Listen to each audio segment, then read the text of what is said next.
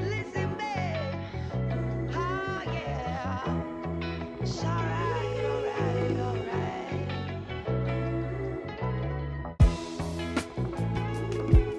Listen, babe. Oh, yeah. It's alright, alright, alright.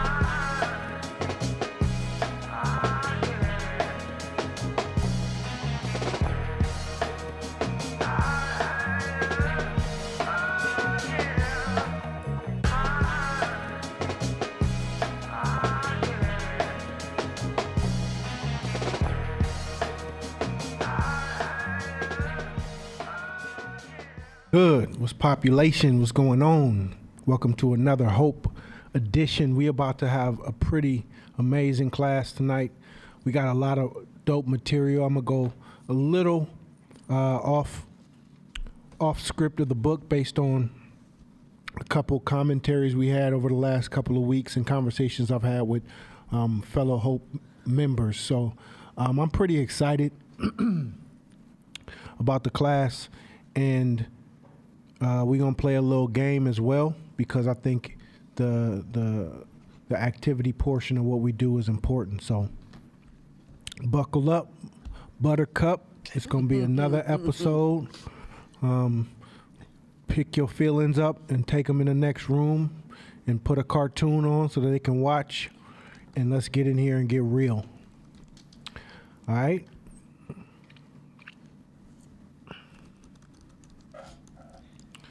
Let's go. First slide. And we coming in hard. We not playing no games. We not easing it in. We coming in hard. So stop. Oh, come on, man. Come on. Come on.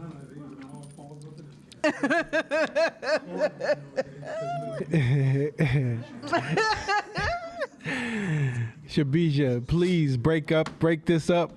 We are not logical creatures. We are not logical creatures. Stop with it. Men, stop with it. With the whole, I don't think with emotion. We all are illogical in our thinking. And you're going to get where I'm going a few slides down. I'm not trying to attack your ego. We're keeping it real. The whole thing about women being emotional and men being logical, that is a fallacy under a certain perception. But we are all illogical, emotional creatures. And once you accept this statement, then it's going to help you be able to market so much better. And it's going to help you make so much more money in your businesses. So I don't give a fuck how much education you had or how tough you are or how much self-discipline you have. You're still not a logical creature. We are illogical based on a whole host of other emotions. Go ahead. So if you fall into the fallacy that you are logical, you become susceptible to manipulation. So if I am in an alley in between some buildings, and I have 3 cards, and I have a little ball in one of the cards, the more logical, the smarter you think you are, the more intelligent you think you are, the more money that I can make off you with that game. Because you already have a particular set of cognitive dissonance in your head about how smart you can't get me. I'm watching. I can see everything. You can't get me. No, you can't. I can't be got. I can't get got. When you say that to yourself, your brain says, "Oh, okay. Well, then I don't need to work that hard no more." And all of your sensory and perception and acute sensitivity to the things around you shut off because it thinks you don't need those resources anymore. So the minute you think that you're the logical one, or you're the intelligent one, you're so smart, or you got so much game, you're being played right now probably by somebody or something, and they're just playing such a bigger game over you that you can't even see it.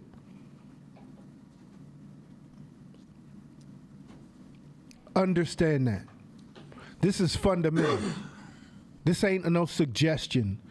This is real shit.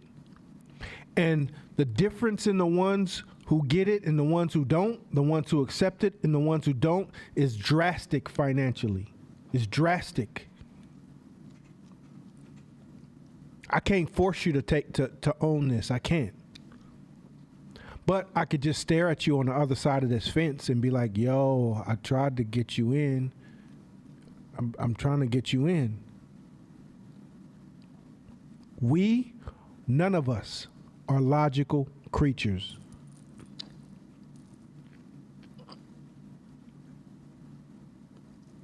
Next slide. There are other currencies in place other than money that you collect, create your identity, and trade. So, here's one of the reasons we move with so many different other currencies. Some have higher value than money. And because we trade with multiple currencies that have higher value than money, those values can supersede a logical idea. I'm gonna say it again. Those values can supersede a logical idea, and most of the time they do. Successful entrepreneurs know that, and they know when to bring their logic up to the top of their currency list so that it reigns at the top and they can make a logical decision. So successful entrepreneurs can go in manual mode and bring logic up to the top of their currencies list to make the best decision. It ain't a natural thing. It's not a natural thing. Y'all get me? If you are sitting somewhere and you see somebody that is the peak ideal of what you're attracted to, right? Just close your eyes. Put that person in your mind right now. And you sitting somewhere and that person walks right by you. How hard will it be for you not to follow that person? Oh my God! Right? Tough, right? Now imagine you in church and that person walks by. Same person. We don't want no devils in the house. Yes. You see the difference. The difference is the value of how you're going to be perceived in that church, how people going to look at you, the relationships you're trying to hold there, the reason you being there. All of those things will supersede that emotional decision that you want to look. Oh man, look at that shit. Okay, stay focused. Stay focused. Look at the church guy, because we all are operating with different currencies. And we're trading, and not only do we operate with those currencies, we collect them. We create our identity from them, and we trade them with others. See, some of your best friends that you hold, that you have, it's a currency. You guys share currency in a particular area. It ain't money. Most of y'all friendships, relationships ain't about money. Maybe y'all ain't got none. But you share currencies with each other that you collected and traded that have higher value or have value for you. Does that make sense? So that makes sense. What are some currencies that you guys think that exist outside of financial? She came in swinging. Is that me? Test. Oh, I don't know what's going on, but hello. Is it on now? Is it on? Can you hear me? Yep, I can hear you. Social currency. Social currency. What does social currency mean? Let them know. Like status transactions. So like doing things for popularity points, to position yourself to have a better name or to be able to leverage relationships without a transaction of dollars being exchanged. Okay. Other currencies. Go ahead. Emotional currency. Give me some detail about that. Like what? Like needing somebody to talk to about stuff, Absolutely. and somebody, I guess, that kind of understands you. So that's one. Absolutely. So an emotional current. So if you have the softest, best shoulder to cry on in your community, is that a currency? Yeah. Absolutely. Will you have friends? Absolutely. Can you trade and use that currency to your advantage? Absolutely. Yeah. Culture. Explain. Let's say I was a basketball player. You are into basketball as well. So there is, in a room, if I know that the two of us have a common interest, like we are part of basketball culture, and that could be the difference between, like you may say, Shabisha, I don't care if y'all don't have money right now, but it's some corporate girls who want to start playing basketball. I'll do y'all uniforms just because I like that y'all are doing something that I'm interested in. Culture. True. So can you trade that currency? You just traded it. Mm-hmm. You create your identity from it. Mm-hmm. You can collect it. Mm-hmm. What are some others? Service barters. Service barters. Explain. So oftentimes, especially in the Black community, people don't have a lot of liquid cash, and so they'll barter, they'll trade services in order to climb their ranks for, exposure, learning opportunities, the ability to, like, let's say, for example, I didn't have cash and I needed some clothing. I could be like, hey, Court, I'm a stretch therapist and a trainer. You want some training and some stretch therapy in exchange to make some uniforms? Like, that could be a way that I could exchange my services for yours if I didn't have cash resources. Okay. Yeah, absolutely. Exposure, like a lot of companies will say, oh, I'm gonna mess with you because I got 100,000 followers.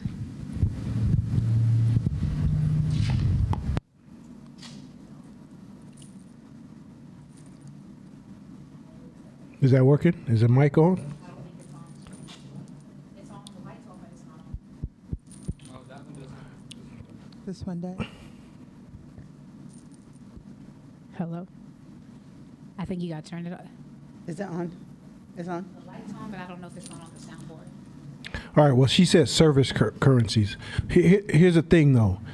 You guys are too high level right now. You guys are too high level. Those are all correct, but you're too high level. You got to understand. You got to understand. There's so many other currencies in place. There's so many other currencies in place in terms of the dynamic between you and other human beings, and how a community and or a tribe exists. See, there was no dollars. Like, a lot of places around the world didn't have dollars thousands of years ago. Tribes didn't have dollars. Right? That was instituted. Babylon instituted that. So you got to understand, we have so much more experience in all of our other currencies as a human race than we even do as with money right now. So can anybody think of some other ones in a currency that, if you think about growing up in the hood, Check. there you go. Check. Mm-hmm. Just if I know somebody's trustworthy in my neighborhood, does that hold currency? Can that be traded? And did they create an identity from that? I know I can drop money on the ground next to that person, and guess what? It's going to be there.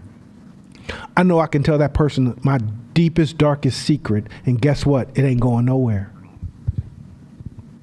When that person walks the streets, everybody knows that that person can be trusted. And they walk around with that currency. They get opportunities from that currency. They build relationships from that currency. Just one thing, trust. Now you starting to get it. What else? Loyalty. Loyalty is like some people say, loyalty is the only value I pick friends around. You ain't got to be the smartest, the dopest, the prettiest. All you got to do is be loyal, and I fuck with you. That's a currency. That person has an identity. I call them micro races. Those are micro races of people. Because you gather all the extreme loyal people in one room, they'll lightweight look the same. They dress the same. They act the same. Loyalty is a currency. Somebody who's extremely loyal. They get jobs based on that. They get relationships based on that. What else? Fear. Fear is also a currency. And somebody has an identity, they can trade it. You can even sell fear. Because there's fear junkies. You can watch movies all based around fear. Any others? Attractiveness. Beauty is a currency. You don't have to have a fucking dollar. But if you're beautiful, then you can create your identity around your beauty, and you can trade it. You know how many jobs people get ain't qualified for shit, but they're attractive. You remember that dude who took who was in jail, and he got his mug shot went viral, and he ends up going on Milan Fashion Week, modeling for all the top clothing brands, and ends up marrying a billionaire woman. That was the value of his currency. Just attractiveness. Didn't have a fucking dollar. He was locked up.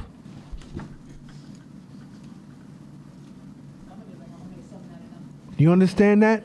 So there's so many other currencies in play aside from money. Let's go to the next side. Here's some more examples. Pride. Some ones that weren't mentioned. Pride. You know, there's Oakland pride, right? People who got pride in wherever they from, pride in their family. Pride is a currency. Somebody said loyalty. Sexuality. If somebody was dishing out they sex in any group, they was gonna be popular. And that's a currency. Can I get a amen? It just is what it is. School, church, wherever, there's somebody dishing out their sexuality, and that person wasn't lonely, right? How'd they get promotion? How'd they get promoted? I don't know. In my world is this. How is that terrible kid starting? Listen, we talking about practice. Not a game. That not a kid game. can't dribble 3 times in a row, but now you starting him? Oh, somebody was dishing out their sexuality. That's how that shit go. You said attractiveness. Did somebody say respect? No. Respect. If there's people who command respect, you can build gangs around that. If somebody will die behind their respect, you know how high their currency is in that modality. Some folk will die about their respect. I don't give a fuck what you do, but you gonna respect me. And I'm willing to do whatever to make sure you respect me. That's high. Their currency, they're placing their currency high, their value high in that area. Risk is high. But you can trade it, and your identity, you'll be surrounded, your identity will be known for that. Dominance. Dominance. When any of y'all grew up and said, all right, I'll be back, I'm gonna call my cousin. That cousin played the dominance game. And his currency was high in that area, meaning everybody respected him, everybody treated him well. Because if I need you in that situation, I know you're gonna come through. Dominance game. The dominance game is one of the most popular games in this currency. Meaning, fuck your money. If I want to go all in dominance game, then all I need is to be a threat in the moment, bigger than what your money could spend. You see what I'm saying? Dominance is a powerful one. Virtue. Some people play the virtue game and they use it as a currency. I'm more spiritual than you. I follow the rules better. I follow the laws better. I follow God better. I'm better than you. To a T. And the more precise I'm able to follow these virtual games and these virtual rules, the higher my currency in this. And now I can trade it. Now I can trade it. Now I go and speak to I can make money from it because now I can speak to all of these other groups and congregations and people because the fact that I'm able to play the virtue game so well separates me and gives me high currency in the virtue game. Man, how do you do it? I couldn't do that. That's crazy. You mean you ain't had sex in 14 years? What? In order to get this, you have to do this? You have to give up this in order to get this? Wow, I couldn't do that. And the more people say, wow, I couldn't do that, the higher currency you have. What if you're a nurturer? What if you're a nurturer? Your currency is high in nurturing. I can probably guarantee that it's tough you to be lonely. It's always somebody gonna be wanting to curl up under you. Because a lot of broken souls around here, right? So if you have a nurturing spirit, you have high currency to the person who has a broken one. Come here, let me rub your head. Let me rub your head. Let me give you come here, let me give you some food. Understand that. You guys getting it? Money, there goes money, right? Money, it's a currency. You can build an identity around it. Anything, you could do those three things. Build an identity, trade. Then it constitutes as a currency. So anything you can collect, build your identity around, and trade can constitute as a currency. If you're the person who does favors for everybody, if you're political minded, you just collecting. Just collecting, no problem. You need to borrow, you need this favor, I got you. You need this favor, I got you. No problem. You're collecting.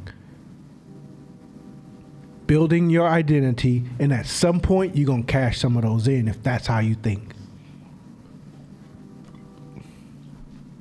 Leadership. You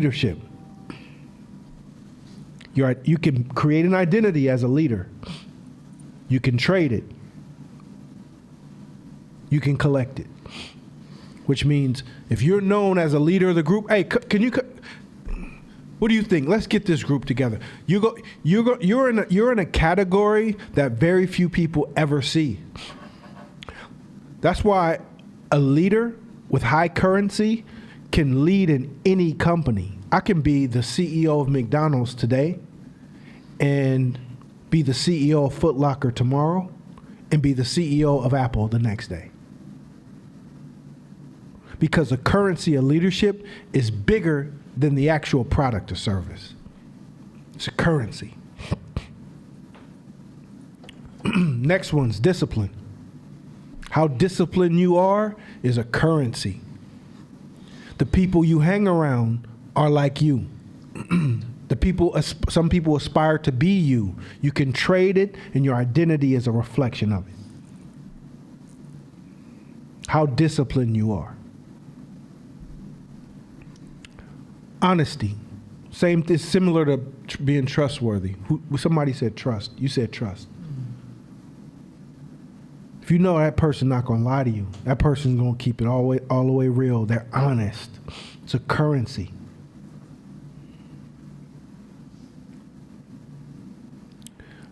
Last one. If you the cook, if you Big Mama's house,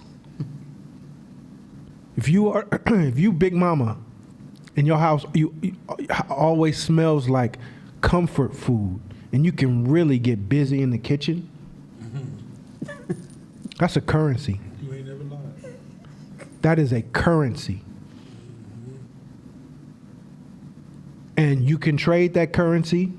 Your identity is built around that currency in our neighborhood.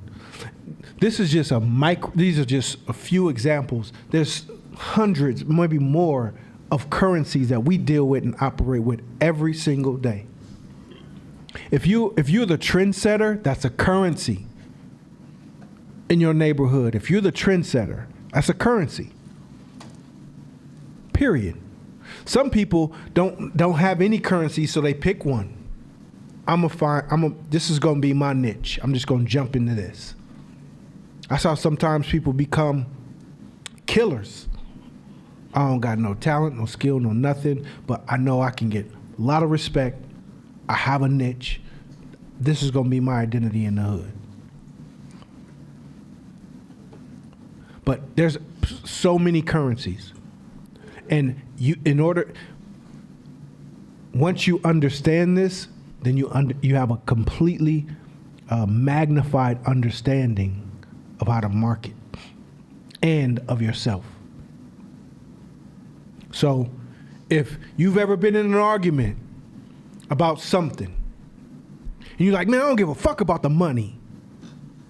Anybody said that at any point in time? Anytime?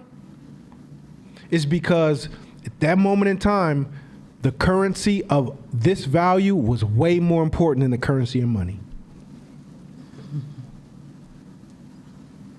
If you said, man, that's on he should have did that on general principle, on GP. That means the currency of this particular value was way more important than the logic. Once you understand that, the world opens up to you from a marketing perspective. Next slide. All of these currencies have values in order of importance to an individual. Yes. Which means there is not logic to it. There's no logic to it. It's about you personally and how you were raised. So a lot of times you use the word sell your soul too loosely. Man, I ain't trying to sell my soul. What, you just don't want to show up to work on time? You just don't want to conform to the dress code because they're trying to keep everything unified? Oh, you don't want to pay them their money that they invested in you back? A lot of it's not selling souls. What you're actually saying a lot of times is that my current values are higher and more important than this value of money or the value of this job. Let's keep this shit 100. Me personally, I've always in my whole life had a hard time with people telling me what to do. I'm just not that good at it. Right? Is it logical? No. It's not logical. I've been offered lots and lots of money in certain particular times, but people would have to tell me what to do. So either it's going to be temporary until I build my own shit, or it's no. It's not logical, because we're not logical creatures. If from an economist perspective, an econ looking at it will say that's dumb. It's very stupid, especially if you have money problems. But we're not logical creatures, again. That's how a lot of businesses start. So let's play a game. And some of you have heard of this game. Next slide. So you've heard this term, game theory. Nana talked about it a lot. So there's lots of examples, but this is one example that you heard of already. But let's play it. So I just need a couple folks who are willing to play the game. No, I'm not doing $100. Let me see, how much money do I got? Oh, I'm playing. No, I ain't got nothing. Oh, wait, what do I got? Hey, 20, 40, $50. How about $50? I'm in. All right. $50. $50. So who's Shabisha? Yes. And who else? We all playing. I only can use two. I'm gonna use her this time. Yeah. You won last time. All right. Grab a mic. All right. So see this $50 here, right? Now, I'm going to let you decide how much money you want to give Shabisha of this $50. You pick anything from $1 to $50. You can go from 1 cent to $50. You can give her any amount. Here's the catch. If she doesn't like the amount, none of y'all get nothing. Both of y'all get zero if she rejects the amount. Okay? And if she likes it, you get what you picked. Okay. Okay. So I have a question to the audience first. Logically, what's a good amount for Shabisha to receive? Half? Okay. So from a game theory, econ's perspective, right now Shabisha is at neutral. So anything above neutral is good. 1 cent is good because it's 1 cent more than what she had 2 minutes ago. Right? 1 cent is good because she didn't have nothing. I still, when I see a cent on the ground, I pick that shit up and say, "Thank you, God. That boy is good." So you have that much variance to play with. But if she rejects it, none of y'all eat. None of y'all. Have you thought about it? I have. I'm going to give you $15.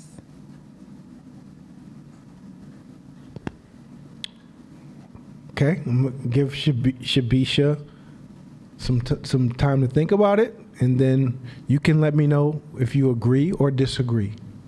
And the rule is if I don't like it, we both get nothing.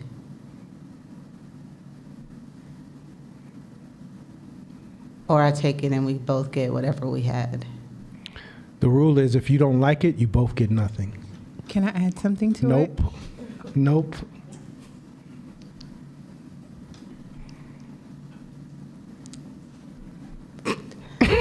Sorry, online is giving a Cash App account number.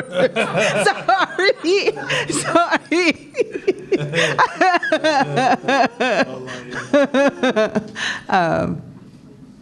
Okay, I will take the $15. There you go. We have a congratulations. So, question, Shabisha, what was the hesitation? I had to think about if I'd like the $15. So my thought process went, she's gonna get more money than me. And then my second thought was, but then it's $15 more than you had 2 seconds ago. And that was I had to think about it. Yes, and that's human nature. Do you know that with this game, anything lower than $15, say on that ratio, gets rejected. This game gets played 500 times. Anything lower than $15, they say fuck it and fuck you. That's a great point. Say that again. Say it. Because of what factor in the mic though? Well, yeah, because that's what I was thinking.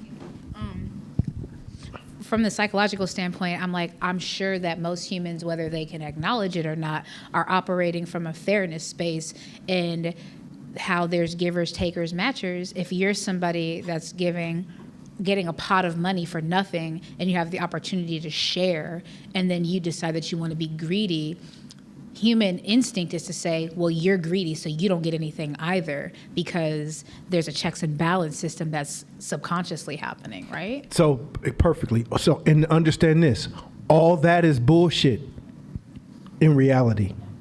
Because it being 100% logical, anything more than a zero is great from an econ's perspective.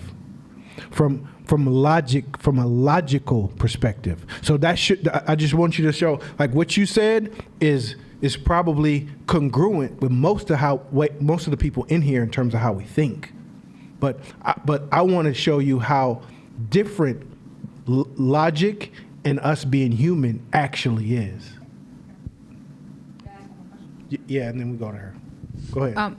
My question was, are there any follow-ups for people that were, let's say, offered $15 and they accepted it, but then they did a follow-up to see, like, what does the relationship status look like between these people because they chose lower on the scale? Does that impact their social currency or their future decision-making processes? Because now you've left a taste in that person's mouth of you're going to choose a situation that's going to benefit you more than others. Does it have a long-lasting impact? Whether somebody accepts it or not is a current loss association, but then what about all of the future opportunities that you miss out on because you've now branded yourself as a selfish person? Well, understand this. Games like that are microcosms of how you behave. So those are microcosms. So you can more than likely look at patterns and stretch out patterns over the spectrum of your life and see similar times where you behaved in that same pattern. Once you understand it, then you can observe it. Now you can see it like, damn, this is how I act. I have a fuck it button. I do. I'm working on that now. I'll blow the whole fuck it. Oh, you want to give me $15? Fuck it. Shots fired! Shots fired! Because I know that, so I have to offset that. I have to sabotage that. I have to override it, supersede it. Because I like, especially when my respect and integrity and fairness all rear up, I have a straight kamikaze button and ain't nobody eating. So understand that it's a microcosm of patterns. You okay? Okay, she drinking. All right. Question. So where in this is strategy, right? I didn't pick the number arbitrarily. I thought about a number that would leave me with more than half the money and it would allow me to negotiate a secondary deal with her on the back end to increase her by a third. So if she said yes to the 15, I would have came behind you, made her 15, 20, and I still would have left with more than half the money. Yeah, but yes, I mean, there is strategy to it all. But see, the beauty is knowing the game and knowing the currency you in. So yes, there's strategy. So what you're doing is you're playing second order game. You're having second order thinking in this game theory. So you're taking some shit to the next level, which is good. But it's second order thinking, which is, okay, I'm anticipating her to come back, and then I have a comeback for that. So you're trying to think two levels ahead. Sometimes you may not get the opportunity. You don't get the opportunity. In this game, you didn't get the opportunity to negotiate. If she says no, it's over. Right. That's what made the stakes so high of you picking the right amount. She just picked I watched her emotional brain step in and be like, the fuck did you just say? $15? And then I saw her logical brain say, shut up, stop, it's 15, chill, we 15. It literally happened in her head. So understand, these are all the customers you guys want. These are all the customers you guys have to deal with. This is the behavior of your customers. A lot of times, entrepreneurship, we think customers are like these robots that are just yes, no, yes, no. I'm going to give a great product and they're going to like it. Without understanding all the currencies that are in play within one customer or group of customers or what micro race they're in. $35. Hey, you made it work. Give this to Shabisha. This is her tip. Hey, was that helpful? Crazy, ain't it? Thank you. Crazy.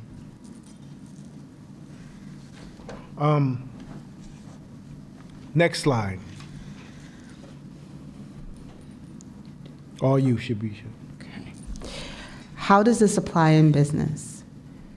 You have to understand the values of your customers. Okay.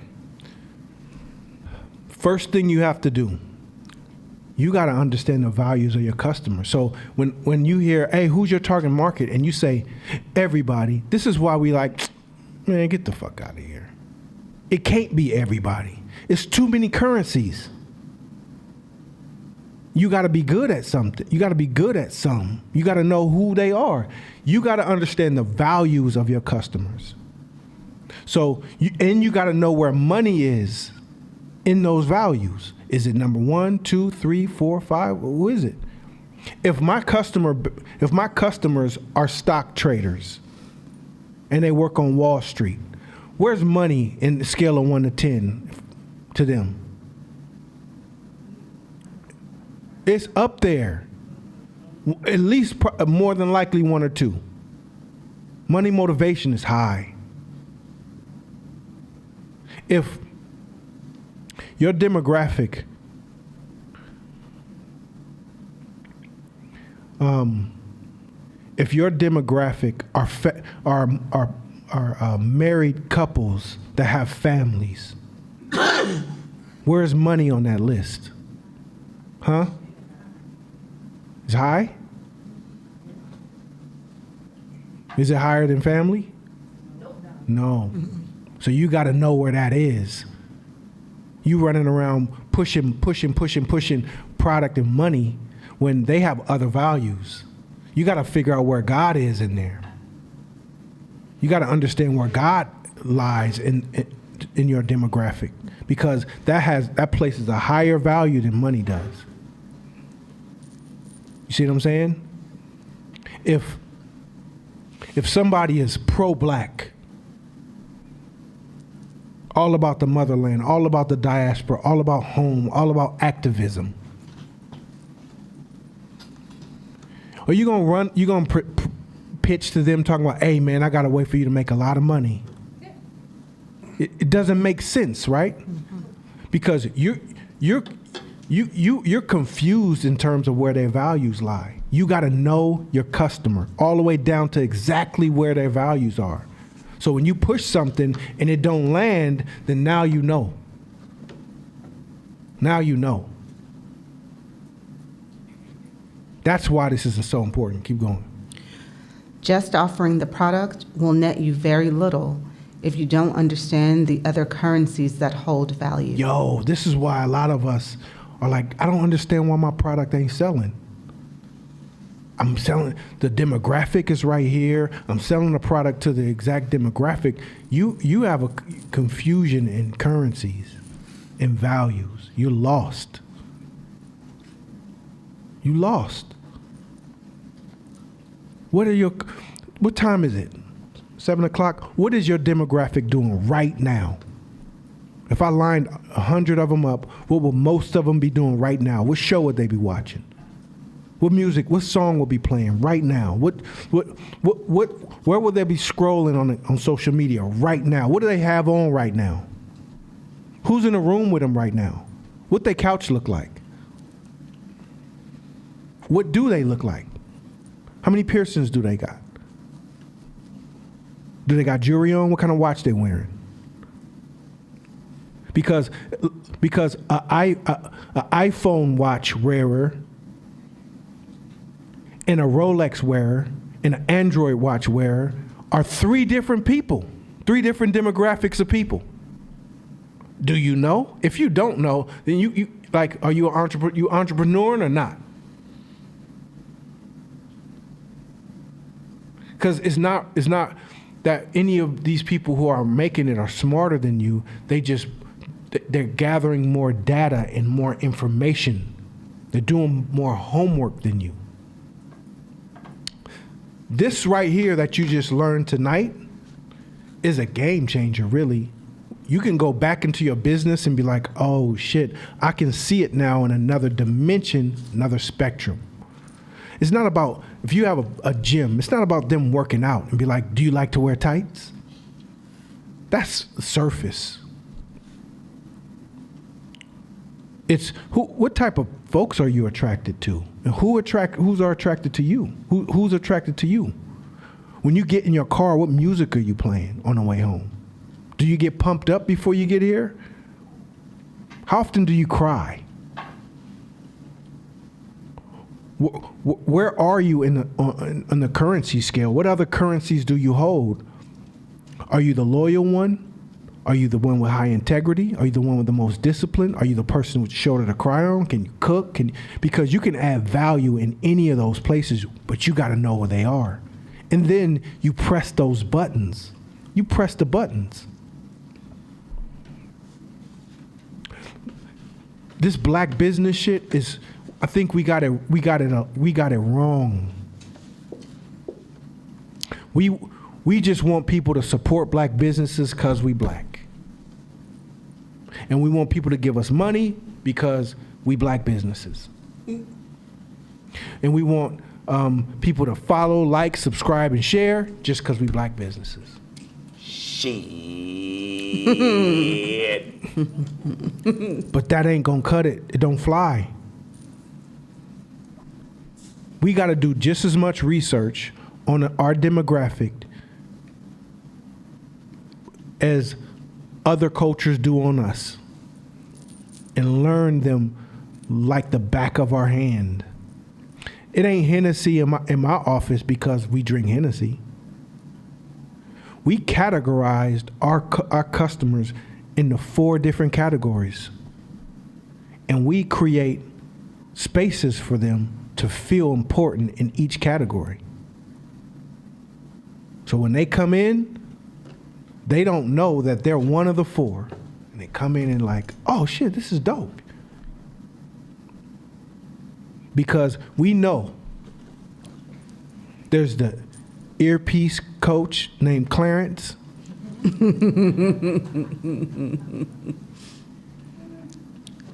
we know that there's the kid who just finished hooping but don't want to quit basketball but he doesn't have a playing career anymore, so he wants to continue by doing something, and he just turned 32, 33. And there's 2 more in there, and we got something for all 4 of them. We don't offer the 32-year-old Hennessy. He don't give a shit. He's still trying to keep his body tight. He's an ex-athlete. He's not thinking that way. You got to know your demographic. And you might piss off other demographics.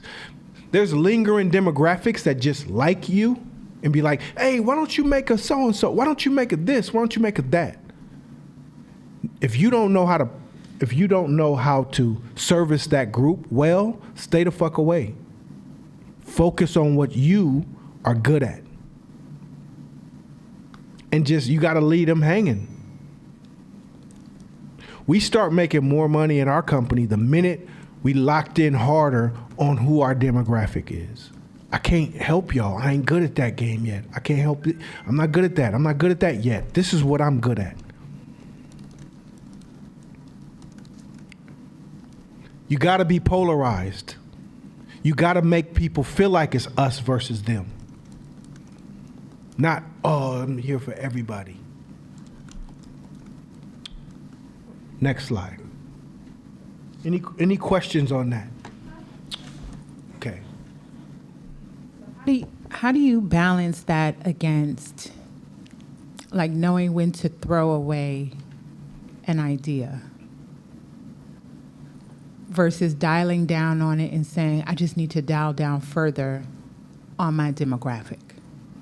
It's almost like the argument of, well, you're just not my customer. Is that true, or is that you just haven't tapped into how to make that person your customer? Great question. I would start, if you're generating below, let's say, $500,000 a year in sales. This is my number. You shouldn't even use that fucking term. You don't get to use that yet, because you don't even know who your customer is. You just not my customer. Who is your customer? I don't know, but you just not it. You don't get to we use that too loosely. With that say, another beautiful thing, most of the time when we say that, we're saying my currency, this currency that I hold dear is more important than the money that you can give me. Get it? So answer to the second half of your question is this. Ideas are hypotheses. That's all they are. I hypothesize this, meaning I have a rough idea that I think this could work. I think this could work. Now, that has to follow a path from hypothesis to thought experiment to data collecting. So you got to run it through. If you feel like your hypothesis is strong enough to invest some time and try, you got to run it through. Try it. Hey, that one didn't work. 1. That did work. 2. That one didn't work again. 3. And you try it until you gather enough data to say, that idea that I thought was great wasn't it. And keep going and moving on to the next one. Shabisha, did you have a question too? Okay, after. I was just going to add that this being your customer, not being your customer is so popular, this whole thing about profiles and doing all of this stuff, but by the time you've created your profile, it's out of date and obsolete, because relationships and immersing yourself in where your customer shows up is going to be much more useful, because then you start to develop a real feel versus you expecting them to be the person on the page, on the report, on the research, and they are not like that, or they were like that, and in different circumstances and situations, they behave differently. So somebody asked that online too, just because customer profiling and doing market research, or what people think it is becoming so popular. when I worked for Victoria's Secret, they didn't allow us to even use data like that. We had to go out and get amongst people. And that's one of the biggest retail companies ever. IDEO does the same thing, right? So there's these profiles, there's these data, there's these demographics, things that you can use. But the real thing is to get as close as you can to be able to answer stuff like, what are they watching right now? Do they have a tongue ring? Well, no, they took it out now. Now they're off to this. You can't really get that by like holding so close to this is what the currency is to them right now. It's just knowing that the currency for them is always going to be evolving. You just want to be there to go along for the ride with them. And that's really how you stay close to it. Data is great, but it tends to put people in amber, and humans just don't move like that. And so the pressure of like, I got to do this profile or I got to know it, it's more of a distraction from actually getting to know the people who you want to show up to, who you want to buy from you. Yeah. Mm-hmm.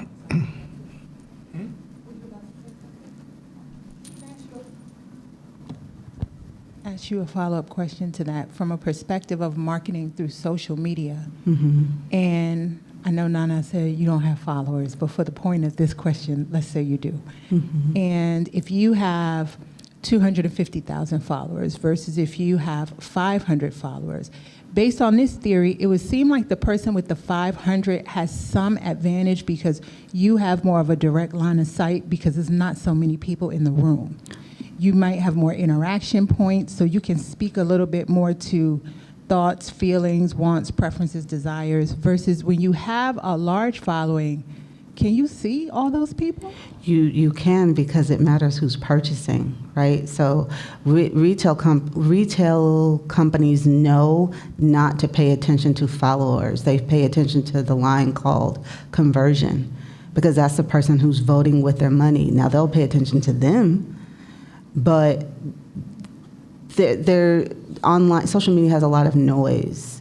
And so what I would say is you learn who to pay attention to, because your customer, whether they purchase once or they purchase multiple times, it starts to help you know who you're paying attention to. There's a lot of people who come into any retail store. Retailers are not looking at every customer. They're looking at the customer who's actually deciding to purchase. So the same thing goes. It doesn't really, the number is irrelevant. That matters to people who care about things like followers. Retailers care about purchasers, so they look at purchase behavior. Yeah. Shakina, we got to keep rolling. I was just curious. So for a business that has, I really liked how you framed it. You have like your 4 pots of like primary groups of people that you subcategorize people into. I'm assuming that, so like you have your core list of values that most people are going to come from. So like me as a gym, most of my high spending clients, it's because I'm convenient, because they can walk from their house to my door.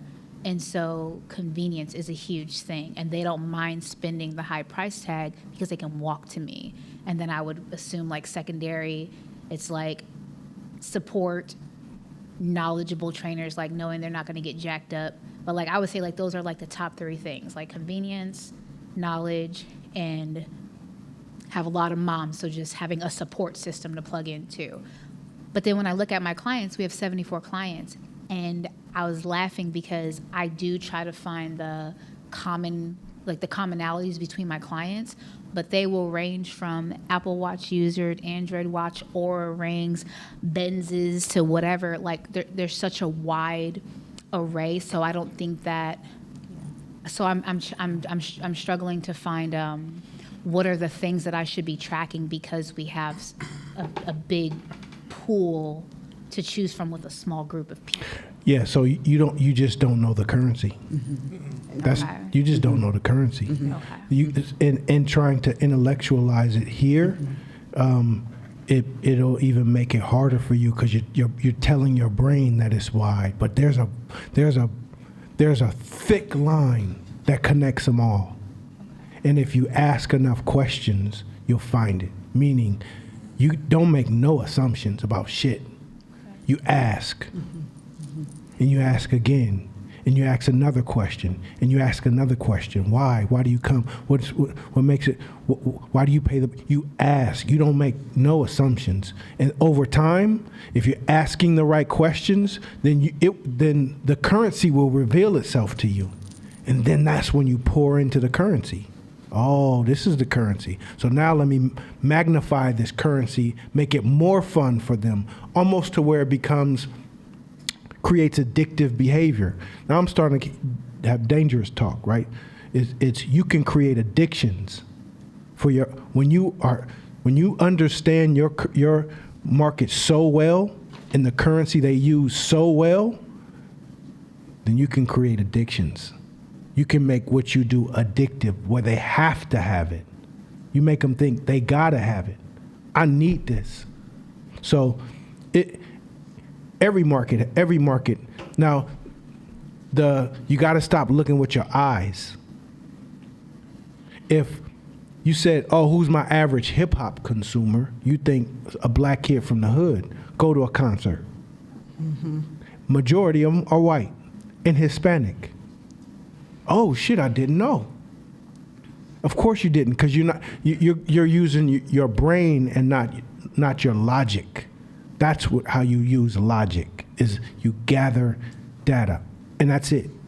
And until you do that, it'll always kind of elude you. It'll always kind of elude you. I make zero assumptions. I ask and I watch.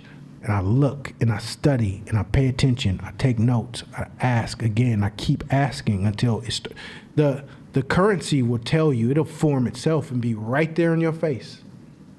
Mm-hmm. Patti LaBelle. Patti LaBelle back then sung to us, right? She made music for us black folks. She sung to us, and she started having concerts, showing up to her concert, and guess who's in the crowd? Transgender, drag queen. Now, she could have been like, fuck that. I want my market, black folks, where I come from, black people. So guess what she started doing?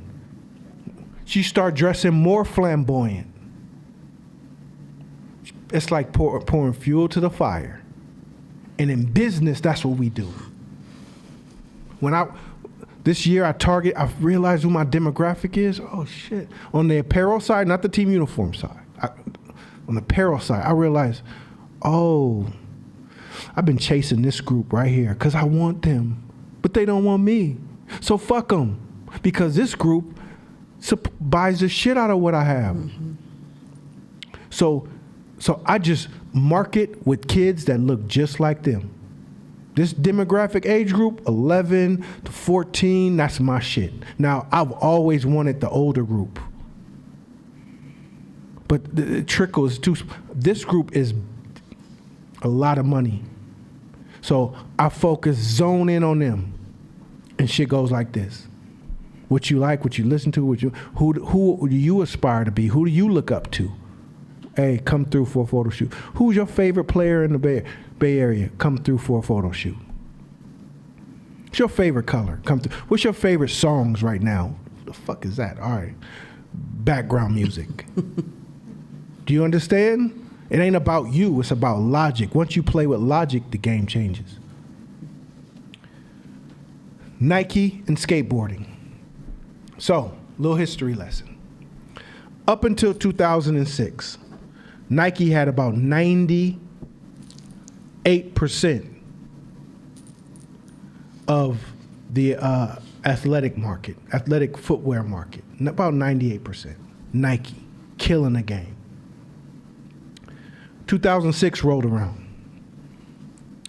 Prior to that, we'll say the 70s, surfers started skateboarding because they wanted to practice riding the waves on the streets. So they modified their surfboards, made them smaller, and they practiced on the streets. And they started this kind of culture. Now these skateboarders come from money. They SoCal. They come from the money's not a fucking big deal. They're all like kind of brats. They live on the water. They live at the beach. They barely got a car. Some don't have a car, but they don't give a fuck. And they built this culture, skateboarding. They found somebody who had a surfer shop, and they all kind of slept back there and hung together and scraped for food together and rode together. And it was all about loyalty, integrity, skill, getting better, family. Money's way down there on the list. Culture, not acting cool, but really being cool. And you ain't included if you're not. So they've bubbled forth. They bubbled this culture since the 70s over the years. It's under the surface. Nobody really pays attention. 2006. Nike market share goes from 98% to about 75%. Where the fuck is it? Where's my money? Nike says. There's a song, got my Vans on, but they look like sneakers. Got my Vans on. Mm-hmm. They all, that 15, 16% went to Vans. The culture bubbled forth to the surface and people start migrating over. Nike's panicking. Because basketball was their shit. They had Jordan, they had all the greats, and they were cashing in on that.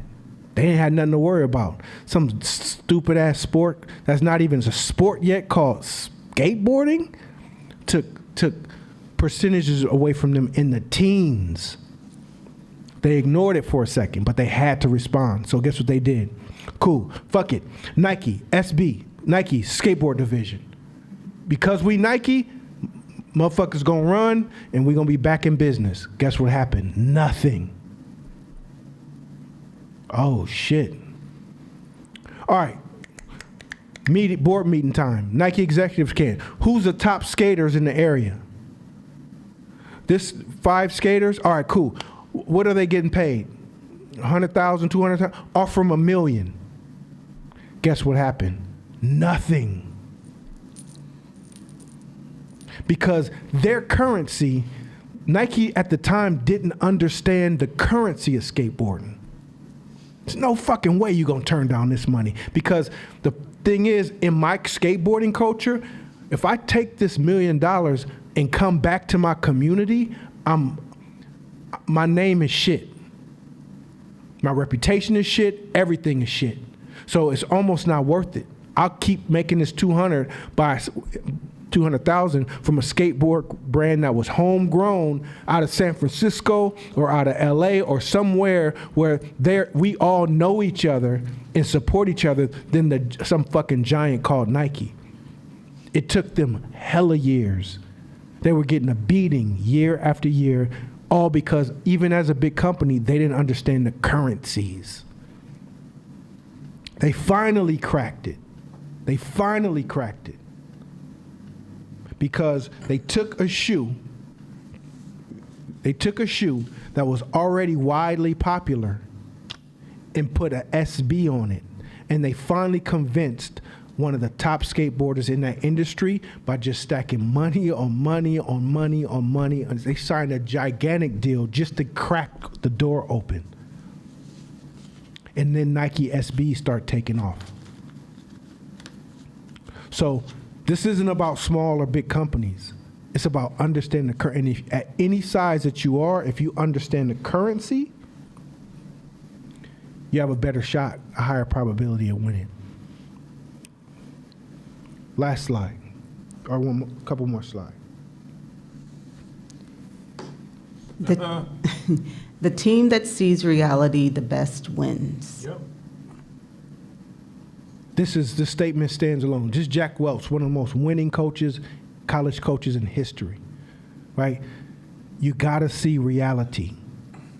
In 2024, 2023, it's so easy to win as an entrepreneur. You know why? Because we're in a world where a lot of people are delusional as fuck. and they living in their own little reality world, and in my mind it's right. In my mind, it's this. In my mind, is it. Well, okay, but what's reality? Now, if you can see reality the best, then you have an opportunity to grow. I'm a 3 right now on a scale of 1 to 10 in this. It's not that people ain't fucking with me. It's just my product is shit. I ain't got no haters. I got work to do. And if you're always operating in that mode, then you have a much higher chance of succeeding. I'm not big boned. I eat like shit and I don't work out. It's the truth. Ain't no good man out. It's good men out there. You ain't adding value. Ain't no good women out. It's good women out there. You are not adding value. Don't be so mean. Just call it what it is. Because the minute you understand that and you decide to start adding value, which means, I'm going to create a currency. You have no currencies. That's all.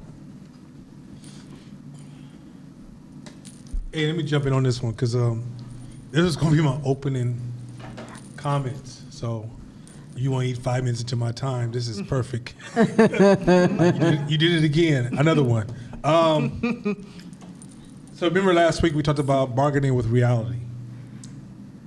And we do it so much as individuals. I think this is one of the hardest reaching tools because we spent so many years practicing disconnecting from reality. The world should be like this. The whole pop culture is a disconnection from reality, right? Pop culture doesn't connect to reality. You should be able to do what you want, break all the rules. Who cares? Be happy, be free. Whatever you want to do, you should be special. You're fabulous, right? Even the looks and the fashion right now, the Kim Kardashian looks and the curvatures of the women creating these intersections of faces and body shapes that are not even real, right? You can't fat shame, but black people, we're dying of diabetes and hypertension and all these other things. But we get into these ideas and these situations and, or we'll say something like, I was saying the other day, if you're a thinker, you can never stereotype Asian community. They're too big. It's impossible. You can't say Asian people, Chinese people, they're too big, right? But in pop culture, we stereotype. The LGBTQ plus, the blacks, the whites, the Asians. You can't do that. This is all that superficial negotiation. I just want to be happy. I don't want to deal with nothing. I'm going to get high. I'm going to get drunk. I just want to be happy. You're negotiating with reality. And then when it comes time to run a business, you're going to be trash. Okay, for those of you guys who are hella sensitive, let me say it nicer. You're going to be trash. Okay? And the reason you're going to be trash is because you're so disconnected from reality because you spent so many years living a life of what the world should be as opposed to accepting the world for what it is. And a lot of you, matter of fact, if you're the kind of person to say, man, that was deep, and you say it too often, it's probably because you're too disconnected. Like you have to, connecting is going to hurt at first because you know why? Reality doesn't hurt. It's your expectations that hurt. You want a reality to be a certain kind of way, feel a certain kind of way, move a certain kind of way. Like my daughter the other day, she was going through, she's sick, and she had to throw up. And my daughter, she goes into straight panic mode. Like she'll run around the house with a bottle of water and just give me water. She's panicking, right? And I said, daughter. So she throws up, and I say, good job. You did a good job, baby. Do you feel better? She said, yeah. I said, you was really brave. She goes, I know. NTs never quit. That's the thing I told her. We don't quit, right? But I said, daughter, that pain and discomfort you felt, that is just as much part of life as happiness. It's all the same thing. Everybody's over leveraging, chasing happiness as if that is life. No, that's the should negotiation with reality. Reality is the good times, the bad times, the up and down times, that's all the same fucking thing. Like you're blessed to be on this earth. That's the height of your joy. You're blessed to be here. All that other stuff, the world should be like this. There's a saying that says, stop trying to control reality, learn to dance with it. If you learn to dance with this reality, this game's gonna be yours. But it's like some of you guys are surfing right now and trying to tell the ocean, calm the fuck down. You about to be drowned. Like, it shouldn't be this windy, and oh my God, what's all these goddamn sharks doing out here? This is disrespectful. This is why I hate shit like going on. This is Black Lives Matter. No, fuck, what the fuck you talking about? Accept it for what it is, and you'll learn how to fucking surf. Mm-hmm. And that's the biggest, this shit is so crazy because we went through, since COVID, we went way into the clouds of should and bargaining with reality and make-believe versions. Remember the saying that says, if you think you're working hard, if you keep talking about you working hard, or you keep talking about what you're building, your brain will be convinced you built it. Yeah. The more you keep talking about this fake reality, the more you'll believe it's real. So now when court says, hey man, go see reality, you think you really see reality, but what you really see is one of your renditions of reality. This shit's fucking insane. Yeah, real talk. Real talk. Next slide. I think we already killed that one. Next slide. Judgment. Judgment. Go ahead. Let us judge not. Judgment tells you more about yourself than about the world, about your values, insecurities, expectations. Period. So listen to yourself when you're judging. Listen to yourself. But here's the deal. Stop judging. Fucking stop judging other people, other situations.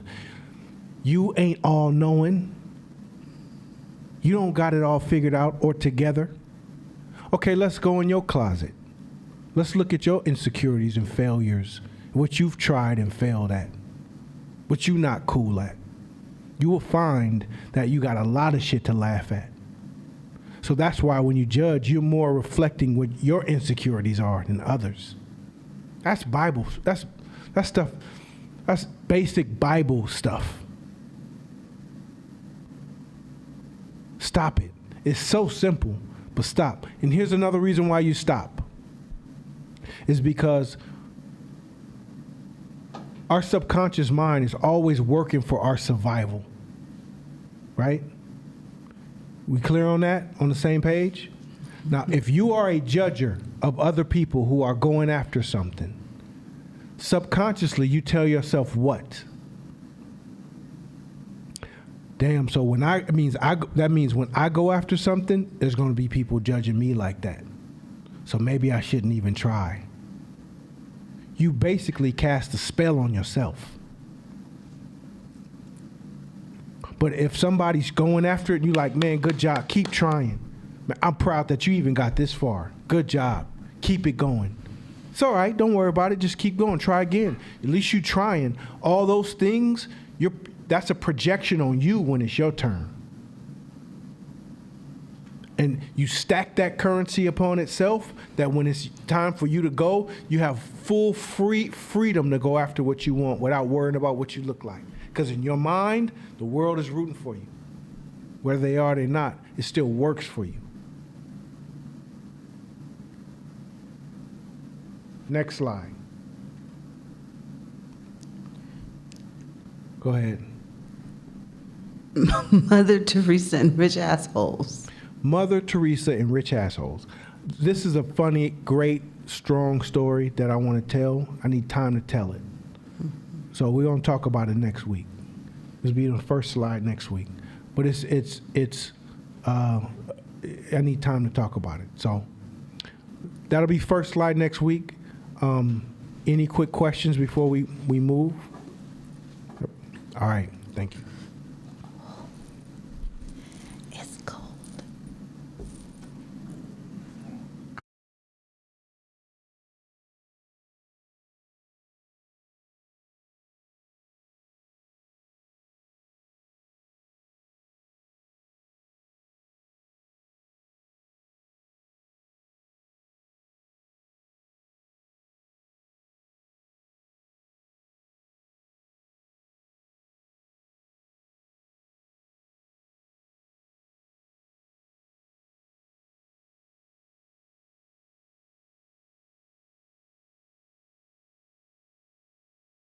You know, he passed away. Shaft. Oh, no. Yeah, Shaft died last week. No. pancreatic cancer. Caught him in 2 or 3 weeks. One of our great actors. I know we ain't seen it on TV because they worry about that white dude from Friends. But black folks, let's just give a nod to Richard Roundtree. Shaft is part of my past. She is part of our language, our culture, swag. So shout out to Shaft. Speaking of Shaft, that was a cold one from court. I don't think you understand how dope that was. I don't think I've ever seen anybody who taking customer profiling, marketing, and thinking about your market, the way he took time to help you build connection. Hopefully you, if I would encourage you, you learn more if you say something twice, 2 or 3, 4, 5 times. Stop looking at things one time that you got it. You just don't. It just doesn't work that way. School got you fucked up. School got you thinking if you got an A, then you understand the subject. And anybody who hires, I know anybody who's ever been in a position of hiring, when you hire someone straight out of college, you realize you hired some of the most arrogant dummies ever. Because they got a degree, but they can't stall. They can't fit in the real world whatsoever. And so, also, don't hesitate to if you have follow-up questions, stop trying to protect your broke ego. And I ain't talking about just financially broke, since he's talking about currency. Your emotionally broke ego, your historically broke ego, your traumatic broken ego. My mother-in-law, my father-in-law was telling me the other day that during slavery and Jim Crowism, because he came up as a sharecropper, it was inappropriate to ask questions. Like, black people were highly discouraged to never, ever, Josh, make that fucking noise on while I'm talking again. We're going to have problems. So the thing was that the reality is that we were, as a culture, also sometimes if we ask questions, we would create suspicion that can lead to our lives being taken. So as a culture, we were taught not to ask questions. We were taught to either dumb ourselves down or you just need to know, but don't ask any questions. So some of this is traumatic, things passed down, cultural. Because the thing with a lot of traumatic things that happen to us historically, we make it part of our culture, and we don't realize when mama told you sit your ass down and the things she would say after that, a lot of that was historical trauma just being passed down. So many of you guys have never learned to just be vulnerable and ask questions, because in the end, you rather protect the reality in your head than the reality that you live in. And then as long as you stay in that cycle, you can't service, you can't show up, and you can't function within a reality. I posted a podcast. I posted a video from Comedy Hype where they were discussing a food critic that traveled to Atlanta and went to some of the restaurants and gave them bad reviews. And then folks from Atlanta got upset saying, "Oh, he's destroying black businesses because he's a black person." And they had a good business discussion. I want to encourage you guys, go on Facebook and it's in our Facebook group, and go listen to that discussion, because discussion is a really, really dope discussion. And you can hear the brother who runs Comedy Hype. He's actually in the discussion as an entrepreneur. And it's almost like he's creating an Atlanta version of hope, or he's trying to do an Atlanta version of hope, because he realized some of the psychological challenges our people are going through that is linked to our history. If you think history is back then, then you don't understand. Then you don't understand now. There's no such thing as now without back then. There's just no such thing, right? We're a manifestation of so many intersections of things that have. Matter of fact, you could take the genes that you came here with, and realize that if mama had a certain type of traumatic response, her gene output changed the way you were born. The food you inherited changed the food you were exposed to. Mm-hmm. The language she got is a language that impacted the way you communicate. Slavery had a paradigm. Paradigm is like 3 strikes you're out, only 9 people can play baseball, basketball is 5-on-5, these bigger rules that just don't change. Slavery paradigm, which was passed to Jim Crow, which is you're still holding on to a lot of those paradigms today. Those paradigms are just beliefs that stop you from accessing reality. So you can't get past your belief because reality is right here. So in the end, when you believe what you can't do as a black person, got to work twice as hard or all these other things you tell yourself, you're accepting a paradigm that you inherited that came from slavery. You are not independent of your past. You are not independent of your culture. Everything around you is shaping the story you're going to fulfill.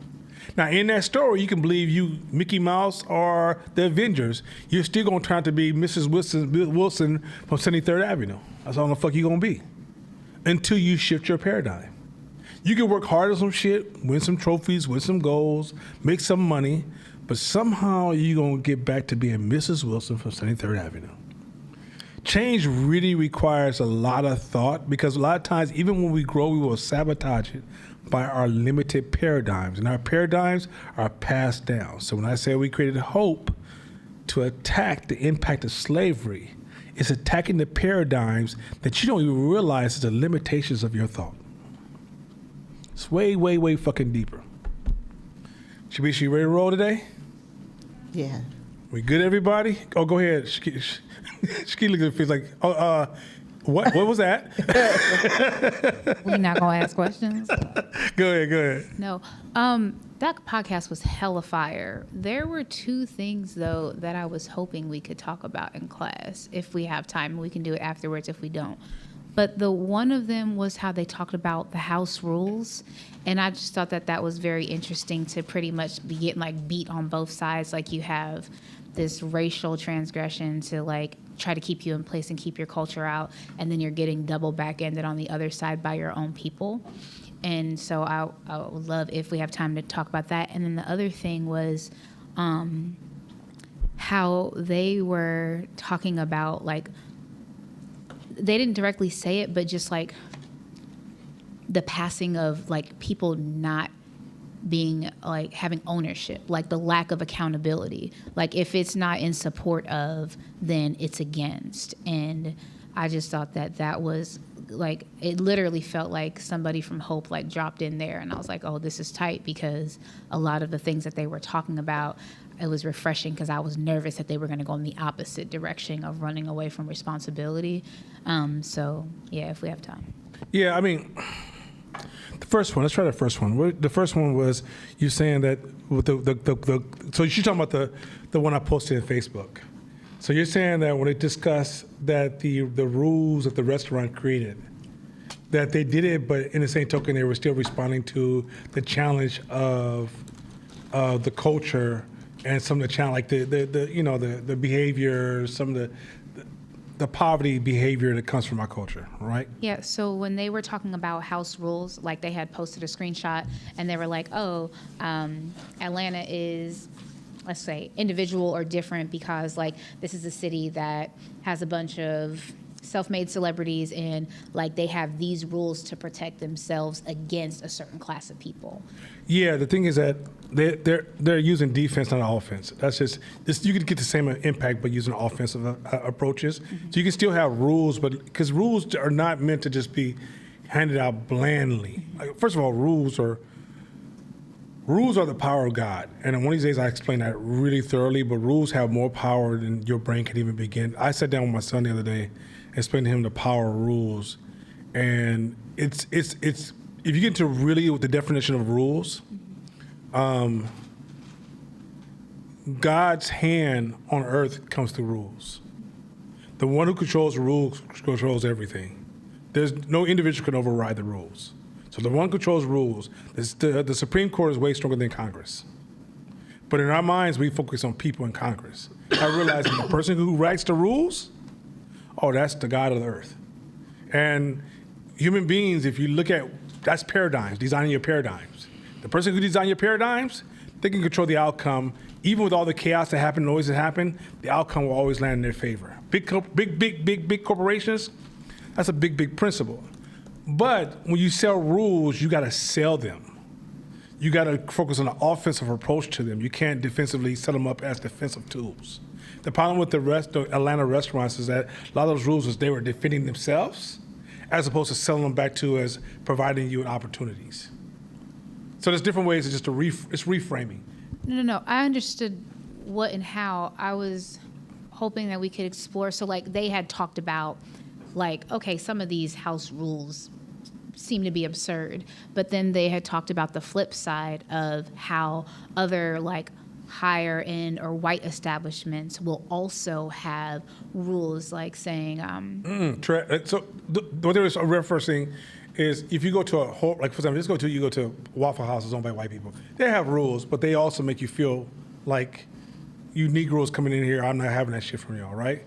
Go to the same Waffle House like in a really nice white neighborhood, and it's not the same thing. It's not the same thing, right? Now, do they have structure and ways to hurt people and control human behavior? Absolutely. But they know how to do it and sell it back to you. I mean, if you ever went to a really high-end city and they had certain type of restrictions or challenges, Las Vegas does it really well. Las Vegas will have rules all over the place, but they make their rules feel almost invisible to you. It doesn't distort your fun. As opposed to if you were to really see all the rules, if you really just had a transparent view of all the rules in Las Vegas, it could be overwhelming to you. Can't do this, can't do that. Like, you just can't cross the street, go anywhere you want, do anything you want. Like, they create some amount of freedom, but that freedom has to have rules to make the freedom work, right? So, but there's a way to design. Freedom has to be, rules have to be designed, not personally. I think what the ending point was, those rules felt more personally projected. Like for example, the tops on the hot sauce. You're not gonna steal my hot sauce, so take the tops off. As opposed to, how do we solve this problem? So that structure, if you want to create rules to control cultural behavior, you have to create structure. It could even be like, hey, listen, we're a reservation-only restaurant, and these are the hours we work, and this is how we work. And in order to change that, and the reason for that is because we're experience-based restaurant that want to provide an amazing experience for you. So if you call us in advance, we can provide this, right? And then if you see there's a need for takeout, build you a separate, like Soul restaurant in San Rafael. They have a separate restaurant just for takeouts. That's all they do. They have the restaurant you go to sit down and eat, and the business is moving. Then they have a separate little, so right next door, Cholita Linda does that. And what's the name? They have Cholita Linda. They have a little small Cholita Linda here. That's their only job. That way they can divide the takeout from the sit-in, right? These are design challenges. I would argue that they're undertrained. They're not familiar with all the options, and they're probably copy and pasting a lot of bad behavior. Okay. Y'all ready? You ready, Shamisha? Slide it in. Let's go to the next slide. This is going to be fun. Now we're going to talk about self-control. Let's go. Next slide. Self-control is the ability to master your fears, desires, and other emotions. Emotions are an inescapable part of human life. First of all, I hate how court always going to teach the same shit I'm going to teach. Ain't that some cold shit? But anyway, go ahead. Mammals, like us, evolved to respond quickly to immediate environmental threats and opportunities. So be very clear. Some of your behavior is the behavior that you've been designed with that got you here. So if you did not respond a certain kind of way to certain threats before, there was, I think, 5 or 7 different sapiens. All of them died. We're the last ones of this version of sapien. Now, there may be another sapiens on the way, but we're the last of this particular sapien. What got us here was a lot of those animal instinct. Now, what has got us here is one thing, but it doesn't help us build anything. It helps us survive, but it doesn't help us build. Keep going. Fear in response to a threat, enjoyment in response to a social bonding experience, sadness in response to a loss. We can't eliminate these physiological reactions or the conditions that trigger them. We can only manage how we respond to them. That's the power. This is one of them. Here's another space where we negotiate with reality. I shouldn't feel like this. Yeah, you should. Mm-hmm. It's what you do with it. It's where you have the power at. This makes me sad. Yeah, I shouldn't feel sad. Yes, the fuck you should. But it's what you do with it that matters, right? Now, as you get more advanced, you can start to wonder, are you feeling sad because you're projecting and you're not receiving? That's possible. But in many cases, where we lose control of a lot of our emotions is because we're trying to negotiate with reality once again. can I control my response to these situations? No. But you can control your reaction and how you show up to them. Next slide. Why are you not moving? Go ahead, Sharisha. Sorry. There we go. Yeah. The emotion default. Wait. It's, Oh. Did I skip it? Self-control is about. It's about putting distance between yourself and your. Wait. This one right here. Look up on the screen, Sharisha. You there? Same one? Hold on. Let me see. Okay, got it now. Sorry, Okay, I skipped ahead. Okay. So self-control is about creating space for reason instead of just blindly following instincts. There you go. So self-control is about creating space for reasoning. So this is, okay. This ain't an option, y'all. This is a dead end if you don't get past this. This is not an option. This is a dead end. This is unintended consequences that will fuck you over. All your hard work. Imagine you work really hard, get a job promotion, buy a nice house, have 2 beautiful kids, go out on a weekend, get drunk, and shoot somebody and spend the next 30 years in prison. Oh my God! Unintended consequences where you don't have control of your emotions. You're just one conversation away of destroying every fucking thing you ever built because you don't realize the separation. Even in negotiations, even if somebody may be in a situation where they're reviewing, thinking about doing business with you, they can change your whole life. And they might just throw something in your lap to see how you emotionally respond. And in that moment, you're gonna get this, because of my emotion, because you know how I feel about, you know who the fuck they talking to.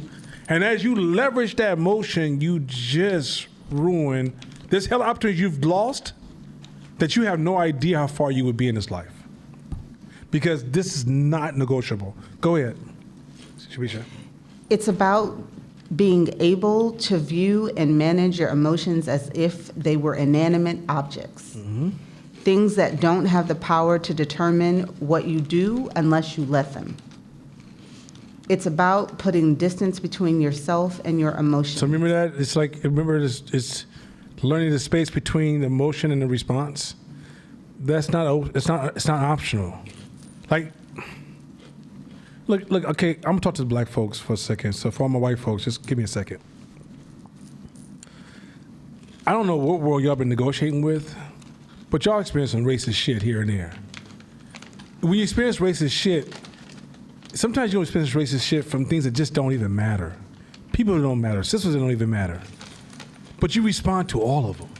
You watching all the videos of every little racist thing that's ever happened. And the fact of the matter that you're so damn sensitive that you're not qualified to even be a manager. I'm talking about at McDonald's. You don't got it in you.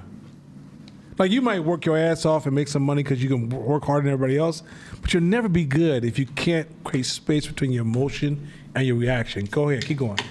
And realizing that you have the power to determine how you respond to them. Mm-hmm. You can react when they prompt you, or instead think clearly and consider whether they're worth following. Matter of fact, I will tell you this. Most of the time when you have an intense emotion, go silent. And if it's too intense, wait. If it's really intense, find people you can call right away and say, hey, man, I'm fucking pissed off. I want to kill this motherfucker in the other room. Can I talk to you for a fucking second? Until you learn to grow your mind to a point that those things can't bother you anymore. It's just that simple. But the first move, just when you get upset, go silent. If you get happy, examine it. Always examine your happiness.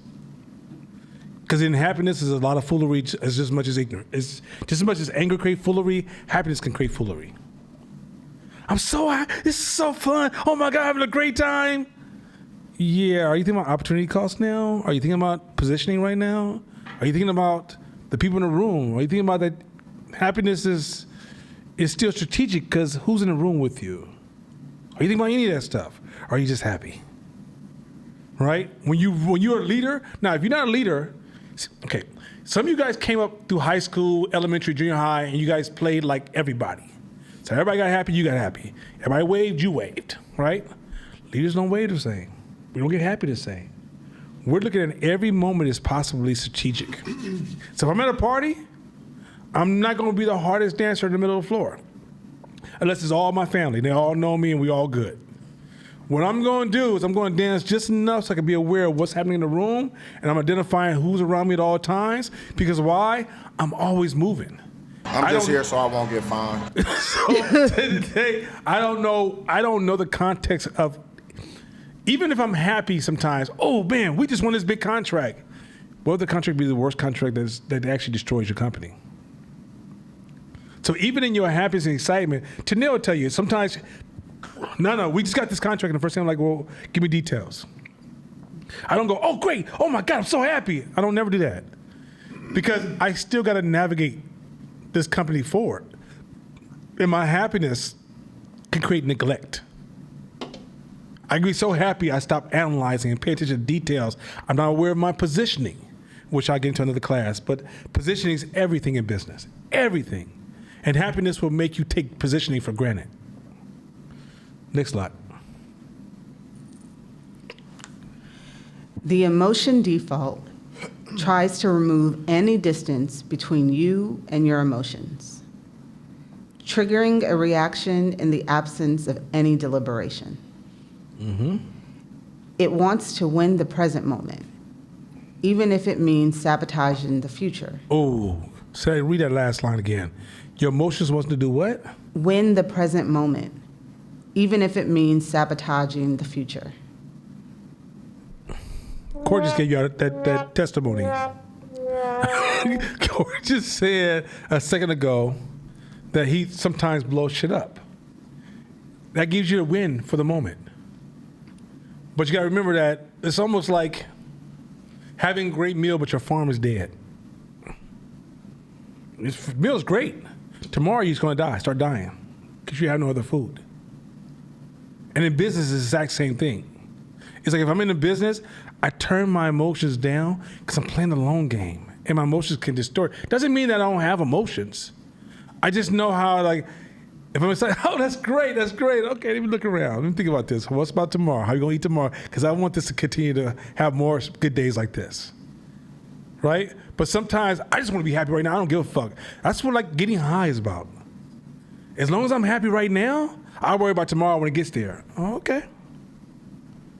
And if I sense that behavior, I make myself unavailable. He might tell you, like, even my son's going through that right now. I'm not available to him. You want to be in the moment right now? Okay, fine. Make all those decisions. But when that shit goes south, don't call me either. Because you didn't call me when you made the decisions. Don't call me now. Right? That's one of my rules. And the reason for that is because part of radical responsibility is not being reactionary to something that happens to you and taking responsibility. It's also looking at all the small things you're doing that contribute to the things that's happening to your life and taking responsibility. Keep going. Self-control empowers you to keep emotion in check, though. 100%. Let's go to the next slide. I'm gonna jump all. I'm gonna bring it all together. A large part of achieving success is having the self-control to do whatever needs to be done, regardless of whether you feel like doing it at the moment. Okay. Now you see why in the Hope class we was talking about our feelings so much. It started making me disgusted. This is wolf talk time.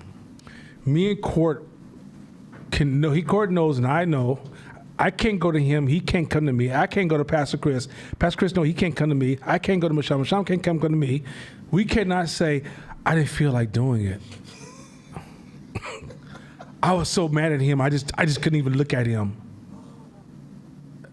I'm going to look at you. Y'all heard? Okay, if you take this whole paragraph, what's the famous phrase I always say in this paragraph that summarizes that whole paragraph? Fuck your feelings. Yeah, that's exactly what this is saying in a more articulate, more Eurocentric way. Fuck your feelings. I felt this, and this is why I didn't want to do certain, and then I felt this, and then I felt that. Do you realize how much thinking you're not doing? Do you realize how you are just recreating the past you've always had? Do you realize you're not climbing upwards, you're just going in a cycle? It's nothing gonna change. Your feelings is what got you there. Feelings is what's been holding you down, and now you respond to your feelings as you try to climb.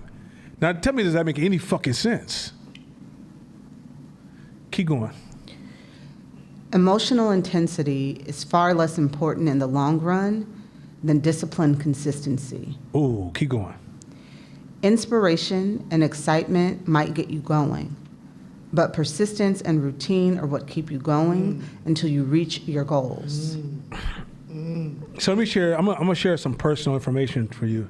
I went to the doctor and my sugar got too high to a point I got pre-diabetic. And you know how I got pre-diabetic? I ate for three or 4 months off my emotions. First of all, Kaja cake was almost worth it. Hey, that cake's so goddamn good. Let me just refresh y'all real quick. Another commercial. That cake's so amazing it'll make you question life. Anyway, post this. So, but that's not the point. Horrible commercial, but not the point. Drifting will happen if you don't have structure and discipline and routines. If you keep making decisions and you allow you to have emotional engagement with these decisions, that's how you drift unconsciously. So last 3 weeks, no sugar taken in. Man, I went for a bike ride the other day, climbed hills. I was literally speed racing through my whole bike. I was like, what the hell is this? Went to the gym, did 3 sets of 10 on pull-ups, 315 9 times, squatted. I'm like, what the hell is going on? Well, because at the end of the day, I drifted slowly.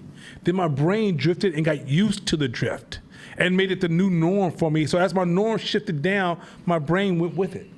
And as I started having certain type of complications, because when your sugar gets high, it makes you use the restroom a little bit too much. You wake up in the middle of the night, going to use the restroom, right?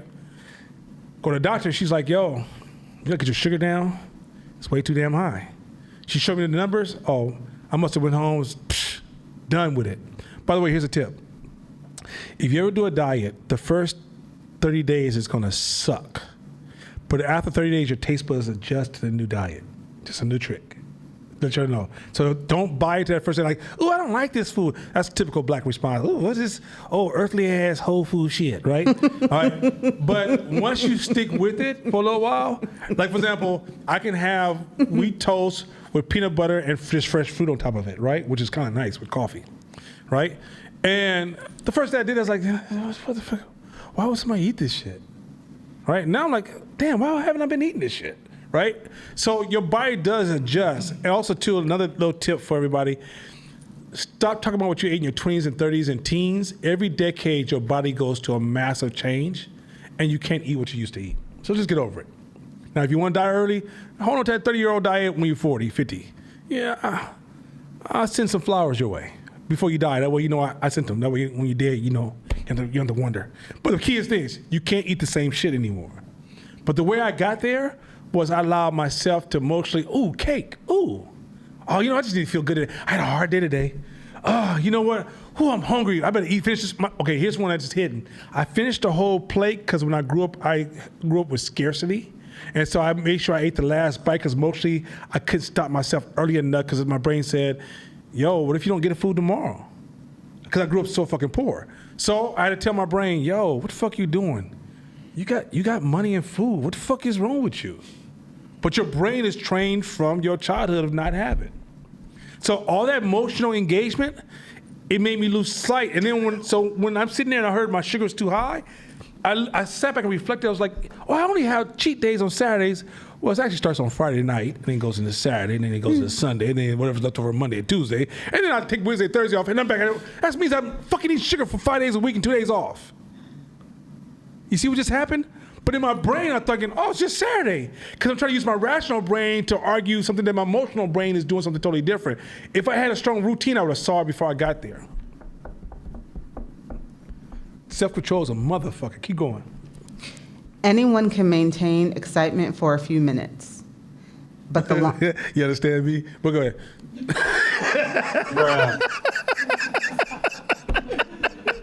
I need to take my reputation out of there. I'm sorry. Hey, put the kids to sleep, shit. You know what I'm talking about. Go ahead.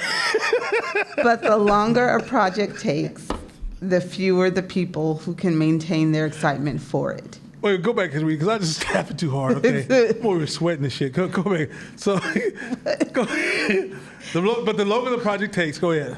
Anyone can maintain excitement for a few minutes, but the longer a project takes, the fewer the people who can maintain their excitement for it. So real quick, You business. understand me? Look here.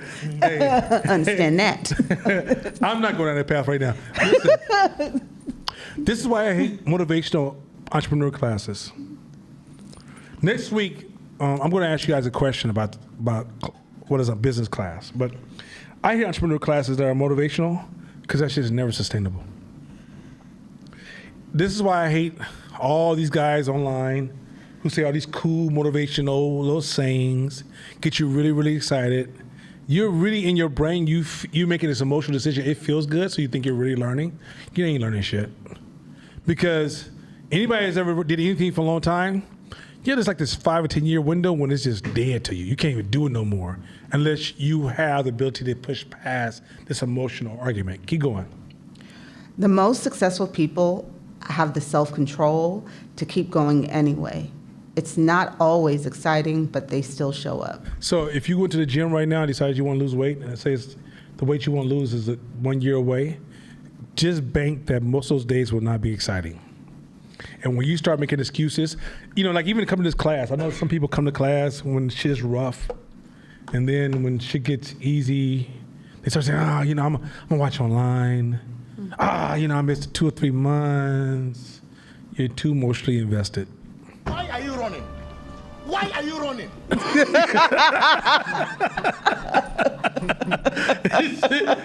a good one. But you're just way. This shit is not when you feel good. This is something that you got to do even when the shit doesn't make sense, because by faith, you got to stay on the path. A walk of faith is not fun. The walk of faith is not fun.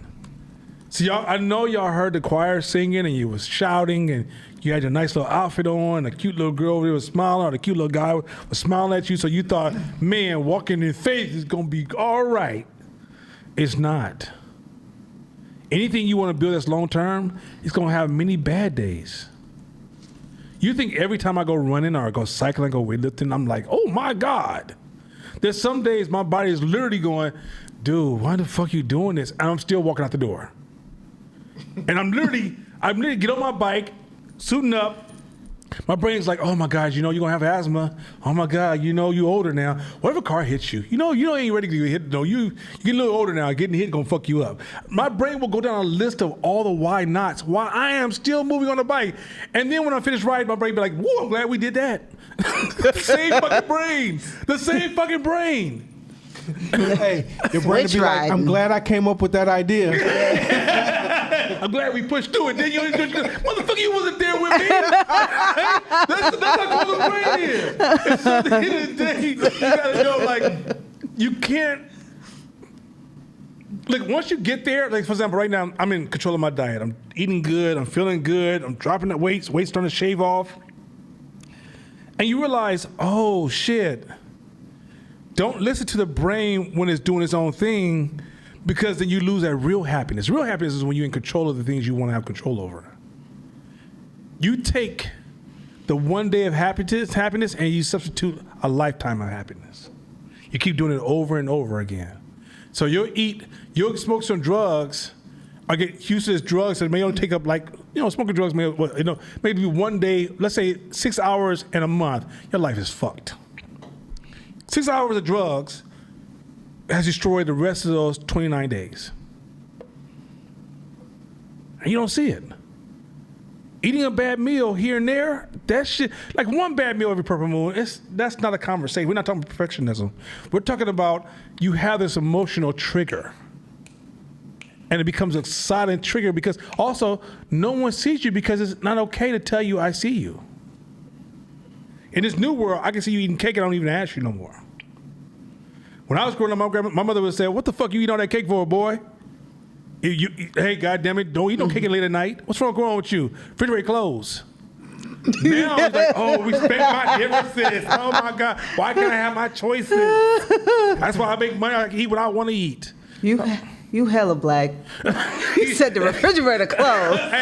Listen, that was a flashback. Hey, I told y'all shit. I didn't grow up white. Let's go ahead. Go ahead. They said the most people. Okay, next slide. So now this is probably one of the most important lessons of this series. We got a lot coming in this series, but this is one of the most important intersection of this series. We're going to really take off here. If you have to ask questions, slow me down. Because this here, if you don't get this shit here, then you're going to be stuck in this whirlpool of trash. There's a whirlpool of trash around everybody right now. It's starting to get to a point it's hard for me to even talk to people about this shit because it's getting to a point where it's destroying us. It's like a silent killer. You know they say high blood pressure is a silent killer?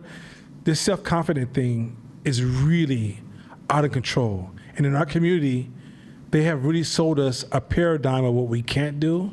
And part of that paradigm is destroying our self-confidence. So let's roll. Next slide. Self-confidence is about trusting in your abilities and your value to others. Stop there. I don't want you guys to raise your hand, but I want you to think about that. Do you trust in your abilities and your values to others? And I mean, absolutely. I don't want you like, well, yeah, most of the time. No, do you absolutely trust in your abilities? Did you fake it till you make it? And you still question your abilities? Did you get a promotion and you really feel like you didn't earn it? Did somebody really put you on, but you didn't really take the position? Are you in the game, but you're not the best in the game? Do you absolutely trust your abilities? Do you have enough wins in your past to say, yeah, I'm the man, I'm the woman? Or is that questionable? Have you brought into this black, gender, race, woman, man conversation that compromises your perception of your own abilities? And do you trust your value to others? Do you even know what the fuck that is? Are you so busy trying to do you don't see others? Do you so busy trying to protect the story you tell yourself? Or do you know how to show up in the value of others? Do you live by an alternate reality of if I just do this, they're gonna love me and never figure out what others would value? This is a strong ass, just that alone, I don't want no hands raised. This ain't a retreat. Everyone gonna talk about this, but we're not at a retreat right now.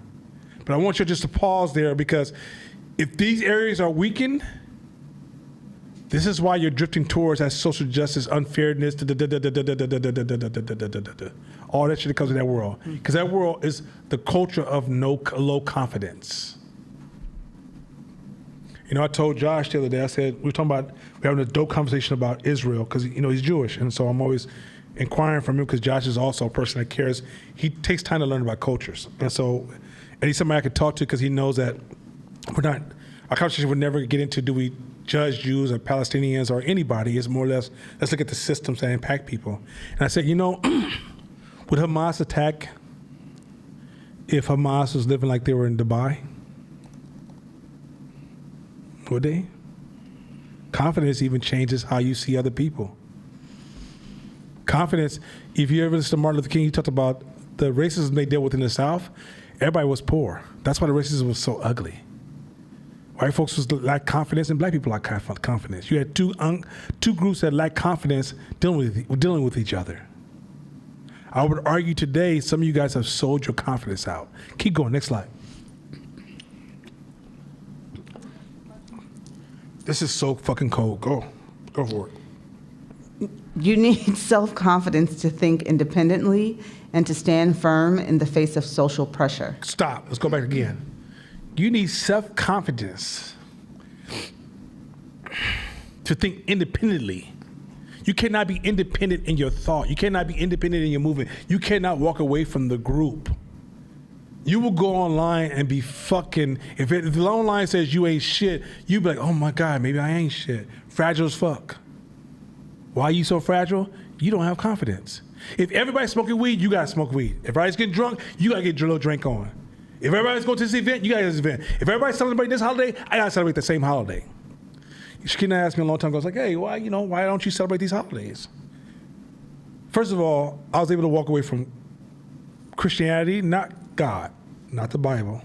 Walked away from Christianity. I walked away from Christmas. I walked away from Thanksgiving. I walked away from Halloween. Only thing I didn't walk away from was birthdays and Mother's Day. And if y'all want to do Father's Day, cool. But the reality was I walked away from those. Why? That was the beginning of I had so much confidence in myself. I'm gonna get to there how I received the confidence. But I gained confidence in myself. Now, you don't get confidence because I have confidence. No, you still don't have it. So it is a process to get there. But my confidence allowed me, so when I first started 510 Media, everybody said, you're not gonna make money like that, bro. Ain't nobody people making money like that. And my favorite saying was, do not project your limitations on me. That means I was going a different path that everybody else was going in. I saw an angle, I saw opportunity, I saw these areas that were being underserved, that I saw numbers. I even did the numbers. Okay, I can make this kind of money if this shit scales. But there was no support. So I was a part of a group called 510 Photography. It was 4 of us. I said, guys, I'm going this way. Anybody want to come with me? No. Cool. I had $7,000 in the bank. No job. I'm about to go down here and rent this little space. I didn't even have good credit. I went down and talked to dude like, hey, man, listen, man. I just got divorced. That's all I used to say back in the days. She messed up my credit. What did I do to get in this space, right? My credit, don't even run that. Don't run that. Leave those numbers alone. Ain't nothing there for you. What can I do? What can I do to get in space, right? Dude was like, just put this much money down. I'll fuck with you. Cool. Hey, man, and if this happened, I'll be able to kick you out a little sooner. Cool. Got in the spot. I've always had this sense of I can go this way. Anybody knows me. Everybody's like, oh, I'm doing this, I'm doing that. Because this makes sense. If the group is tuned to stay in a servitude mode, I can't continue to do everything the group does. But yet I still have to love the group.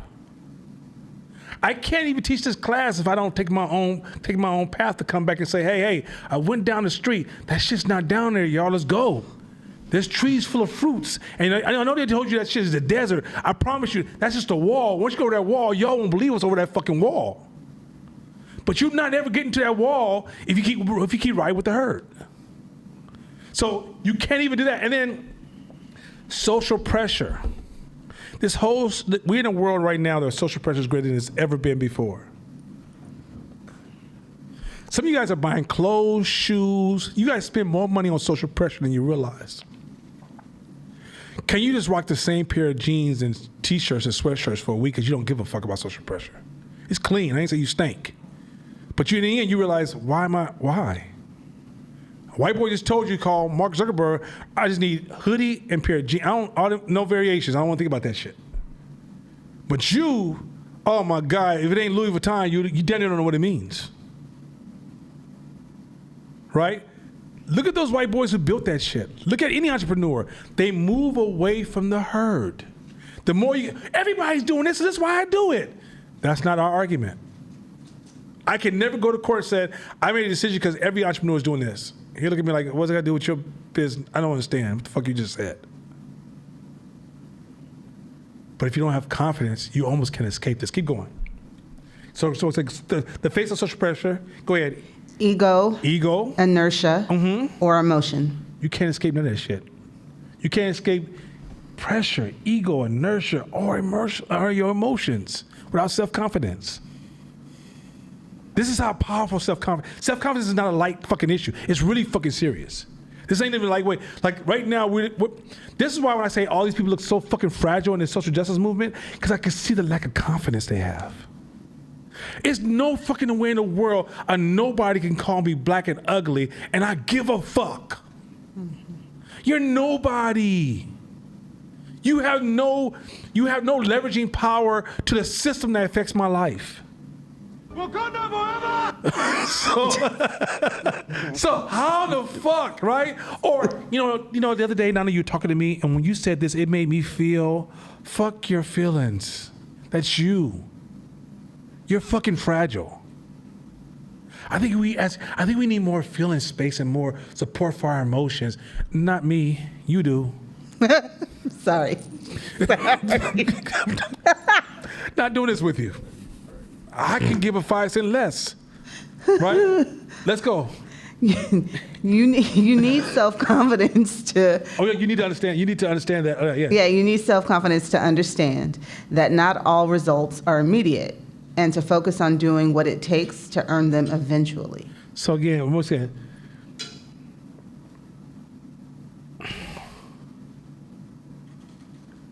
okay. Without self-confidence, you can't play the long game. You just can't. You can't. You never play the long game.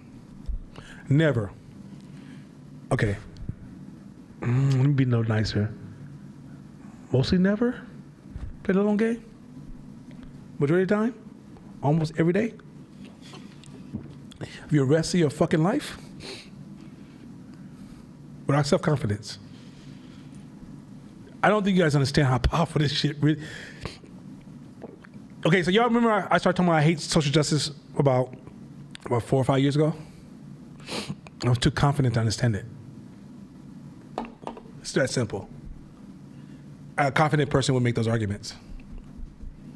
I would not tell another man my life mattered to you. I would make sure you know my life mattered. That's what confident people do. We're not going to ask you for shit. We're going to take our shit. And we're going to take it like stealing. We're going to come up with systems and ways and maneuver systems, and we'll make you pay us your money and be happy to give it to us. I ain't about to ask you to be nice to me. I ain't going to ask you to give me a new label. Because it ain't your fucking responsibility to do that for me. That's my responsibility to own that for myself. And I know as a self-confident person, there's no such thing as a group conversation when it comes to me. Yes, am I black? Yeah, but does it mean all the shit applies? No. Are we all cool? No. Are we all great? No. Are we all bad? No. My confidence could say, I can see what Josh. So, have you guys ever watched? This happens to me and Josh all the time. Josh will have an excellent discussion about African culture. Really great conversation. If you ever confidence is strong enough, you'll finally understand Josh, right? There's some things Josh do that's kind of weird as fuck. Whatever. He's a little freaky. But the point is this. Most of his conversations he has, he offends more people. You know why he offends them? Because you're fragile and you lack confidence. He's only going to bring up conversations that the lack of confidence will be like, oh, you're offending me. Yeah, you're offended because you're weak. He didn't say anything. He didn't literally say, fuck you, fuck your mom, I'm coming to kill you tonight. Okay, that's... No, he said that before. He said that before. He has said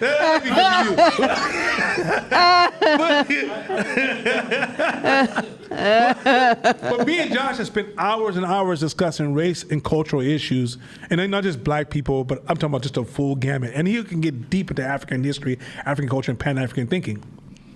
But people can't take it because if he talks about it and he's not black, oh my God, he has no fucking impact on you. The only value he has is he has a perspective value. So when he talks, I want to hear it because he can see it from an angle I can't see. He sits closer to the white culture than the black culture, skin-wise. He could be in a room with full of white folks, and they're going to have a conversation with him they'll never have with me. So when I have a conversation with him, he's going to take a full cycle of understanding where I'm coming from, sharing other perspectives, and trying to bring all that into the conversation and the dialogue. But if you're fragile, guess what you're going to do? Oh, you're appropriate. Oh, my God, he offended me. Oh, I don't like when he said this. Trans lives matter. Next slide. Josh is freaky. Go ahead. Self-confidence empowers resilience. Empowers what? Resilience. Keep going. In the aftermath of negative feedback. Oh. Please, don't think I'm targeting you, but it's going to sound like it, but I'm not. That's a self-confidence issue. I don't like feedback. Get your confidence up. If you look, okay. If you went to Obama and say, you know, I didn't like one of those suits you wore one time. He was like, that's very nice, thank you. Is there something I can learn from this? I'll tell you some of y'all that y'all never come back to class. Y'all would never fuck with me again. Y'all be on that blog, I don't fucks with nana.com. straight the fuck up, because he offended me when he said, how, Sway? How the fuck do I offend you? I only speak from love. I never, ever, look, you know I curse like a sailor, and Pastor Chris never curses. I want to see what happens when Pastor Chris gets stung by a bee. I don't know if he's gonna curse, right? He just doesn't curse.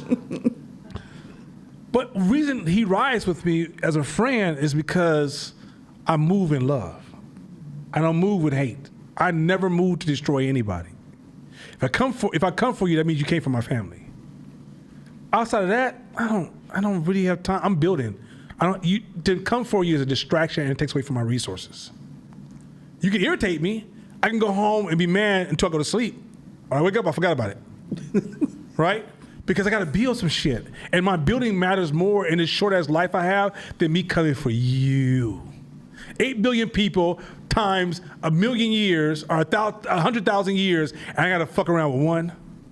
Are you fucking serious? I'm not coming for you. And I'm confident enough that I'm here for a purpose, and I'm confident in my purpose. I'm confident in what I'm about to do. Even though I know God. You know, when I was 5, I loved Conan the Barbarian. You know why? Tell you, it's a long time ago. Because Conan, when I was a kid, they would throw all kind of like challenges towards him, and he always figured that shit out. And I said to myself when I was 5, I was like, that's the kind of man I want to be. If life throws something at me, I don't give a fuck. I'm going to figure my way out. You know, I held on to that theme into my 30s and 40s. I'm like Conan the Barbarian. I would never say it out loud because it'd be like, who in the fuck is that? It's been going so, like, you gonna look that shit on YouTube and be like, why does this cartoon look so bad? That was because the TVs back then was that bad, you know. But the point is this, is that I developed early confidence in myself, and I'm going to get into how I developed that. And so it allows me to hear feedback and realize it's not going to destroy anything. So now, what can I extract from it? Even if you do it in mean-spirited, it's like, well, who the fuck are you? I can be disappointed in you. I can be saddened by it. But I can promise you, the next day if I show up, Tennille will never know it. Tennille, have you ever walked in the office and said, you know, last night this person hurt my feelings, so excuse me if I'm just being an asshole to y'all? It ain't gonna happen. Zizi's gonna tell you right now, I don't know if my dad ever got mad. Because I talked to her, because I ain't gonna let you piss me off and affect my daughter. You see where I'm going with this? Like, you can irritate me, but I know how to separate my response from my... I'm going to have the feeling of, what the fuck you just said to me? But my response... you stupid.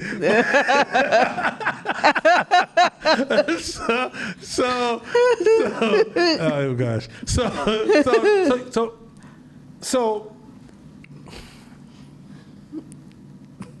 Feedback is absolutely necessary, but black folks, until we get the mental health we need, support we need to help us understand what we have to do to gain confidence, then we're going to avoid the feedback and become victims of the false reality in our brains. Go ahead. I know, Kaja, trust me, I wasn't thinking about you. It happens to be in the line of my wolf talk. Go ahead, Pastor Kaja, the microphone. I want to put it on record that I got healed from that. I don't have a problem with feedback anymore. I legitimately did. I like women. No, dude, you still gay. Let it go. You're still gay. I like girls. I'm sorry. When he did that, I was like, that was the funniest. They could have had me in that church because they'd be like, where did Deacon Donna go? He on the floor laughing? Go ahead. I'm sorry. I just want to make sure we all are aware. I have put that past me. If you have feedback, give it to me. It's fine. I will take it with a smile. Okay, it's glad you like men's. I like men's. So anyway, and Kiko, so go back, read that same paragraph again, but let's finish it through. Self-confidence empowers resilience in the aftermath of negative feedback and adaptability in the face of changing circumstances. Meaning that business will never stay the same. A client asked me, we did an interview with the city of Emeryville.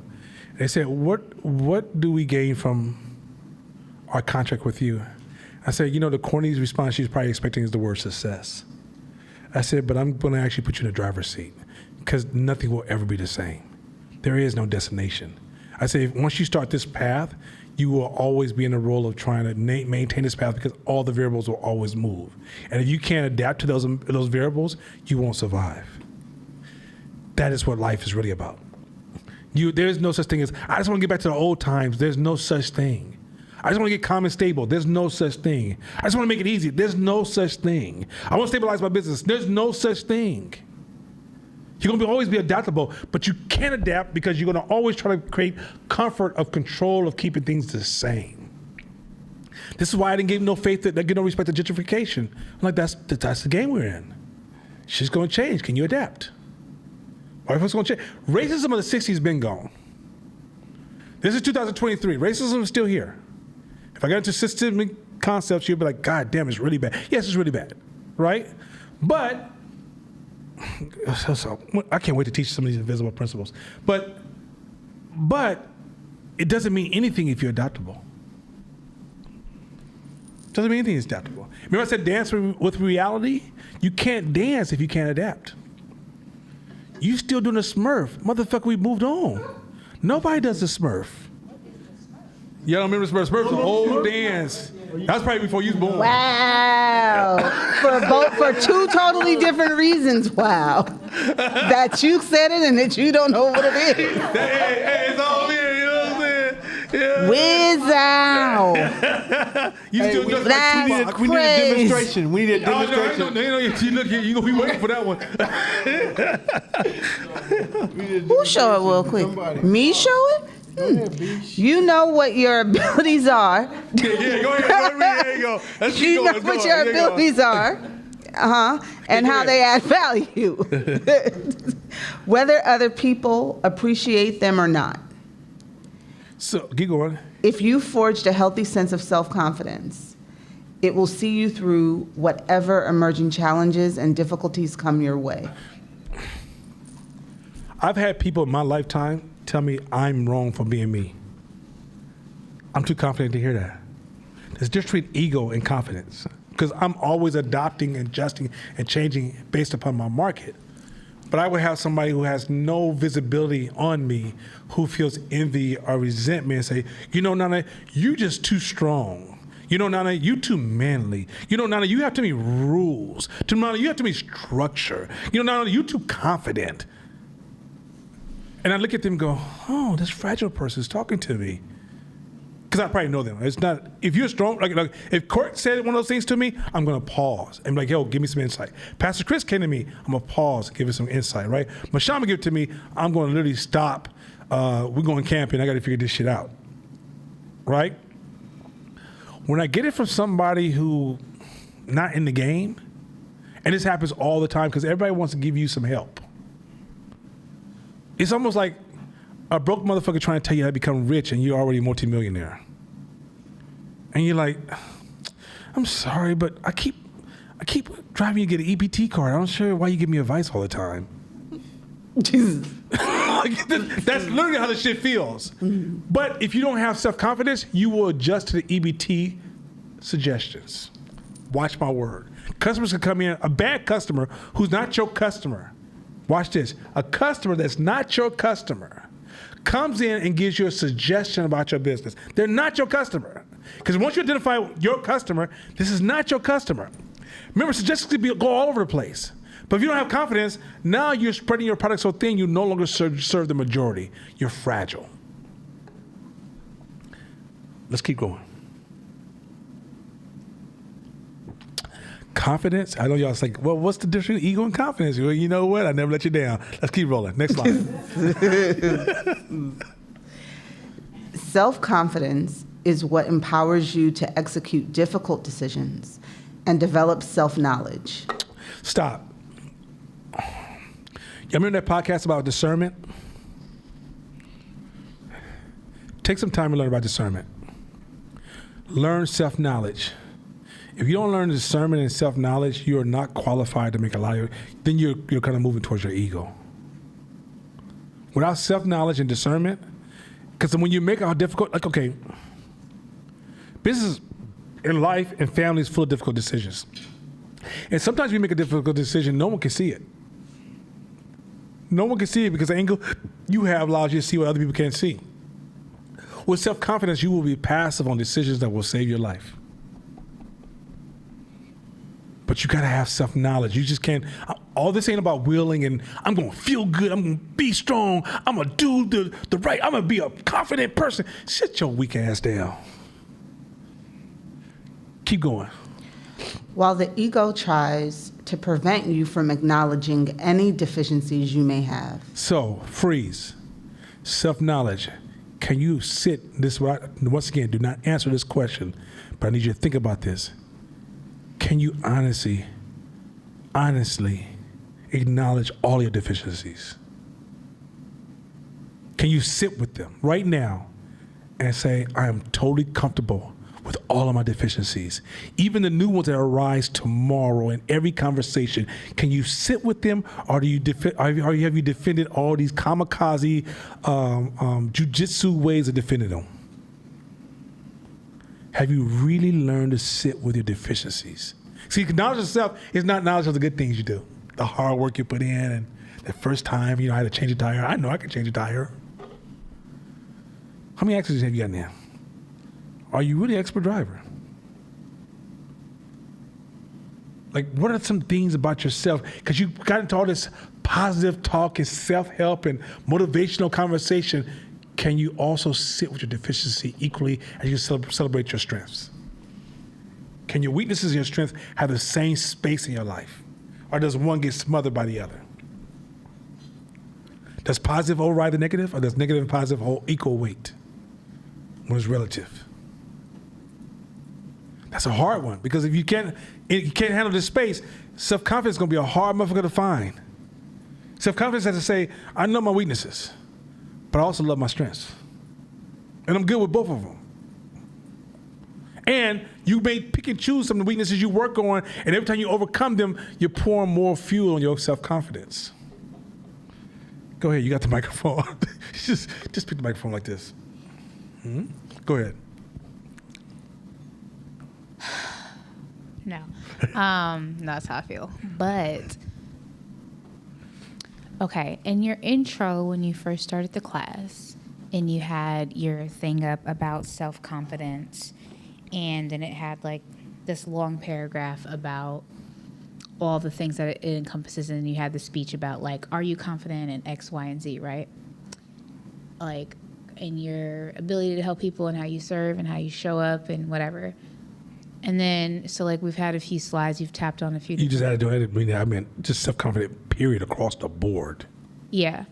So then, in a previous conversation that we had, I was like, okay, like what's the difference between self-confidence and ego? And then you kind of addressed that, because I'm like, you know, I'd like to think of myself as self-confident, but then I was framing it as ego, because I'm like, I have to have let's say a checks and balances and in a state to measure myself against. So like, do I think I'm a good trainer? Absolutely. And I spent 10 years developing myself, and I study all the time. Am I the best trainer? Absolutely not. So then it's like, in my head, I frame it as there's no arrival point. And if I were to claim that title, I don't see how it would not fall under ego, because there's so many people that know so much more than me. Help you out real fast.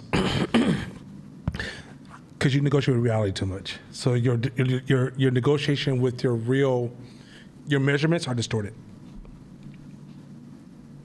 If you had hardcore real measurements, you got purely honest about your measurements. The hard lines. Remember you say that you don't know business unless you look at your bank account, all these different hardcore lines. That will bring you back from the ego trying to take off. So because your confidence comes from hitting real world goals and knowing how you're performing in these spaces. So for example, confidence, I'm about to get there in a minute, but we're about to get there in a second. I'm going to evolve in there and I'll come back to this part of the conversation. Okay. But going back to knowing yourself, if you keep distorting yourself because you're trying to navigate around certain feelings and emotions and beliefs and ideas, all this gets distorted. It's not possible. This shit is like God, man, it's so cold. When I teach you that, when I say the power of God is in rules And all these rules you're reading, and whether you read the Bible, it's full of rules. It's really the power of God. It's not some spiritual energy. Ooh, I hope you got enough of that on Halloween. But it's really what makes the power of God manifest itself on earth is a group of rules. You know, whether it's the rules of a genetic gene or whether it's the rules of a certain molecule or gas or whatever, right? When you decide to remanufacture those rules to fit your emotional comfort zones, you're almost outside the grace of God. Meaning that you don't get the benefits of this real world. By distorting the world or by not engaging the world or by stamping the world with things just satisficing the answer to what the world is, when it's time to use these tools, they're already broken because they require real world engagement to get the real results you need to manifest these tools. So the same thing, like if you take the biblical teachings and you try to distort it to your liking, only thing you're going to manifest is a distorted reality that works towards damaging you, even if the intent is good. The road to hell is paved through good intentions. So in order for you to manifest this idea of self-confidence, harsh reality, here's a way I can cut through all the cake, just cut straight through the line through it. If I'm strictly fully honest with you, do you like it? Or do you get mad sometimes? Probably more than a few. Those are distortion spaces, and there's a lot of them. And so until you can say, it is what it is, it doesn't mean, understanding reality is not that you don't have the right to, you can't willpower and change reality for what it is. You got to learn how to dance and how are you dancing with it and how you choose to dance with it. Now you're back in reality. But if you start saying, well, it's not really that, it's really this, you're changing definition, you're changing how you see it, you change how you feel, how you touch it. Then when you run your business, I can't really say you understand. Because even when you get that definition earlier, I didn't say anything. Me and Shabisha looked at each other and he's like, these are things I said about my customer. We was like, you don't understand anything, right? That's another distortion space. So even if you moving in that space and you getting these so-called wins, they're wins you manufactured. Would your peers come to you and be like, yo, I'm talking about not the peers local, I'm talking about, say the giants of your industry say, yo, you're really an expert.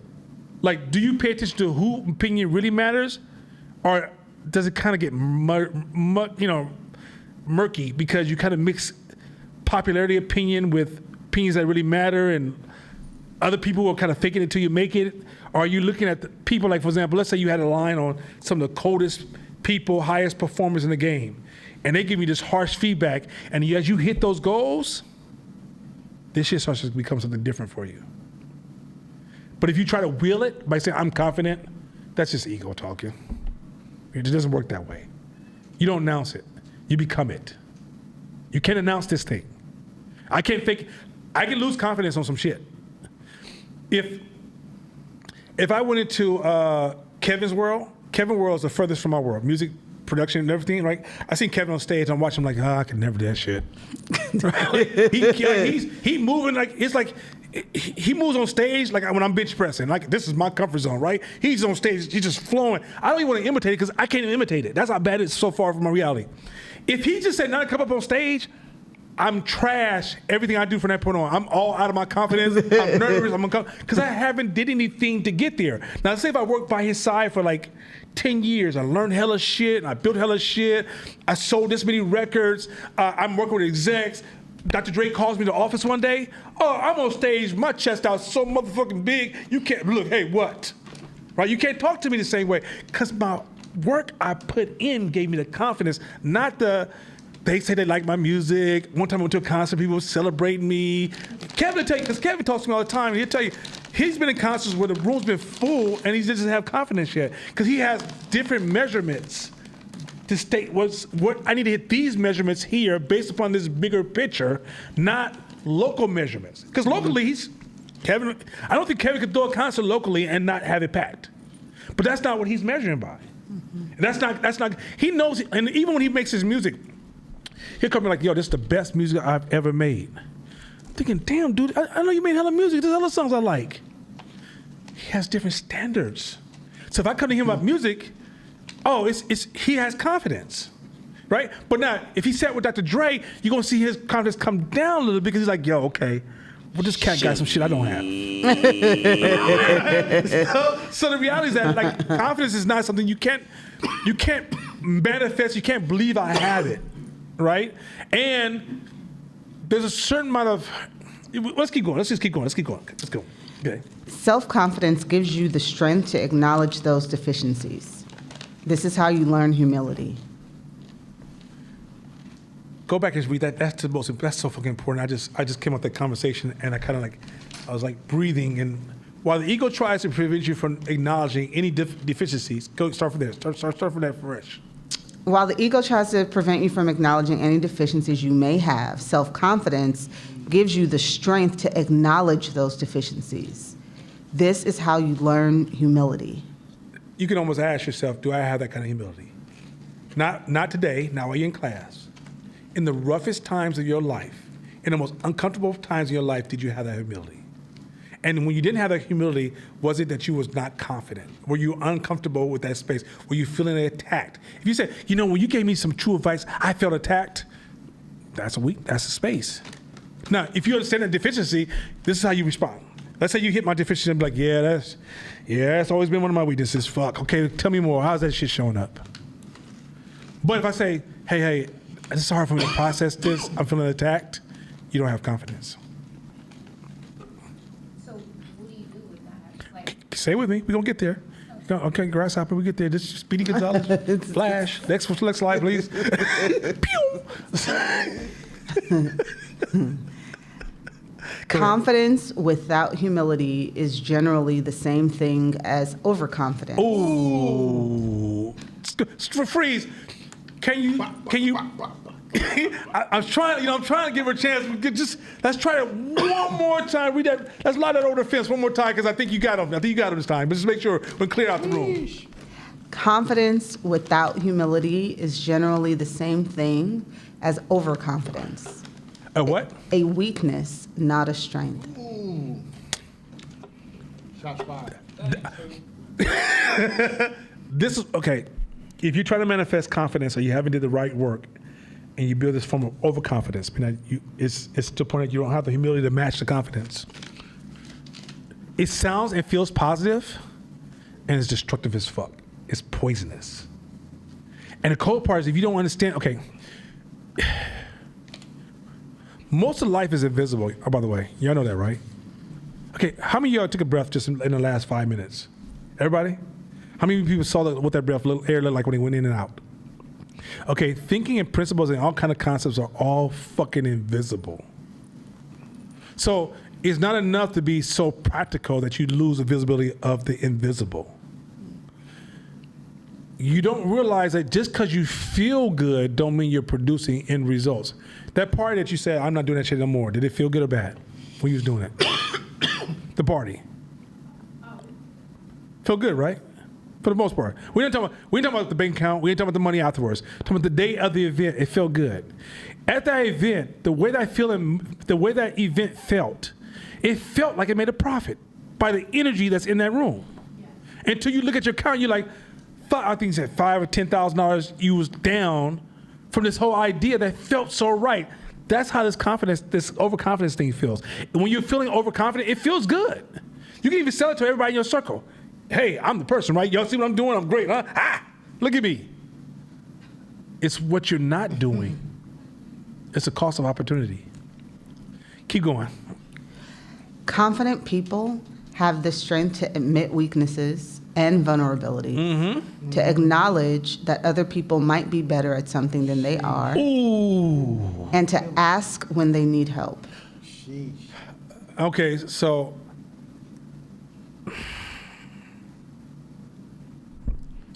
just sit with that for a second before we go to the next slide. Yeah. Like, just look at that. I mean, like, don't let me speak. Just that. What the fuck I'm gonna say to that? Like, really? It's a cold. Confident people have the strength to admit weaknesses and vulnerabilities. So I can't hurt you. I can't hurt you. I can't. Now, if I come for you, like I take money out your bank account, or I cut off your money, or come and destroy your transportation, or I impact your children, I destroy your community brand. I mean, I really go out my way and do a great job. I get it. I mean, it's going to be kind of hard to do, but I get it. I've had, personal story. The woman I broke up with before I got with Shakira, she had told everybody I slapped her. I ain't never hit a woman. She told everybody I slapped her. My brand was so strong that the women said, literally came back to me and says, "Now is that?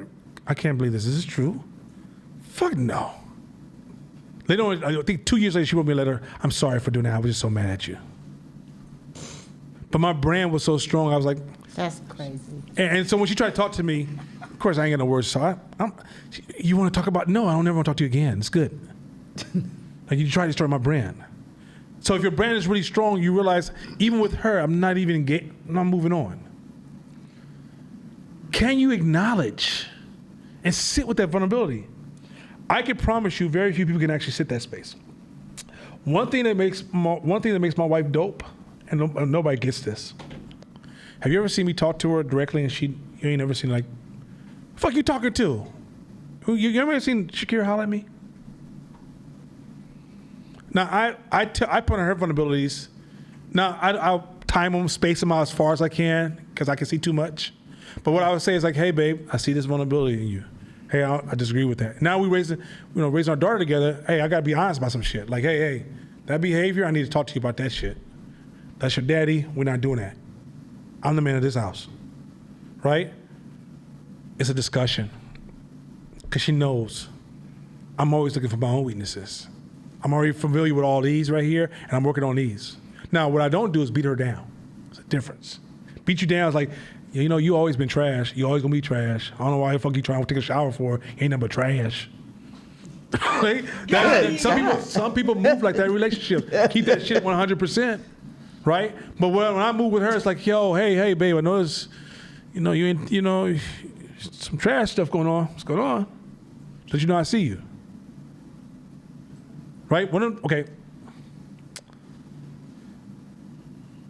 If you can move like this, you can pull in the power of everybody around you and become great.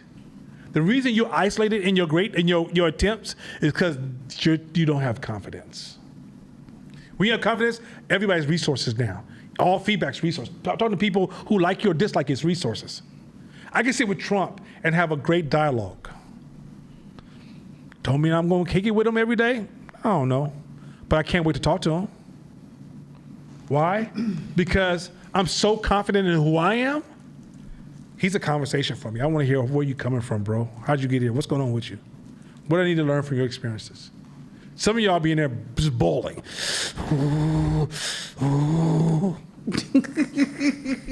What are you mad about? He ain't coming for you. Get the fuck out of here. Next slide.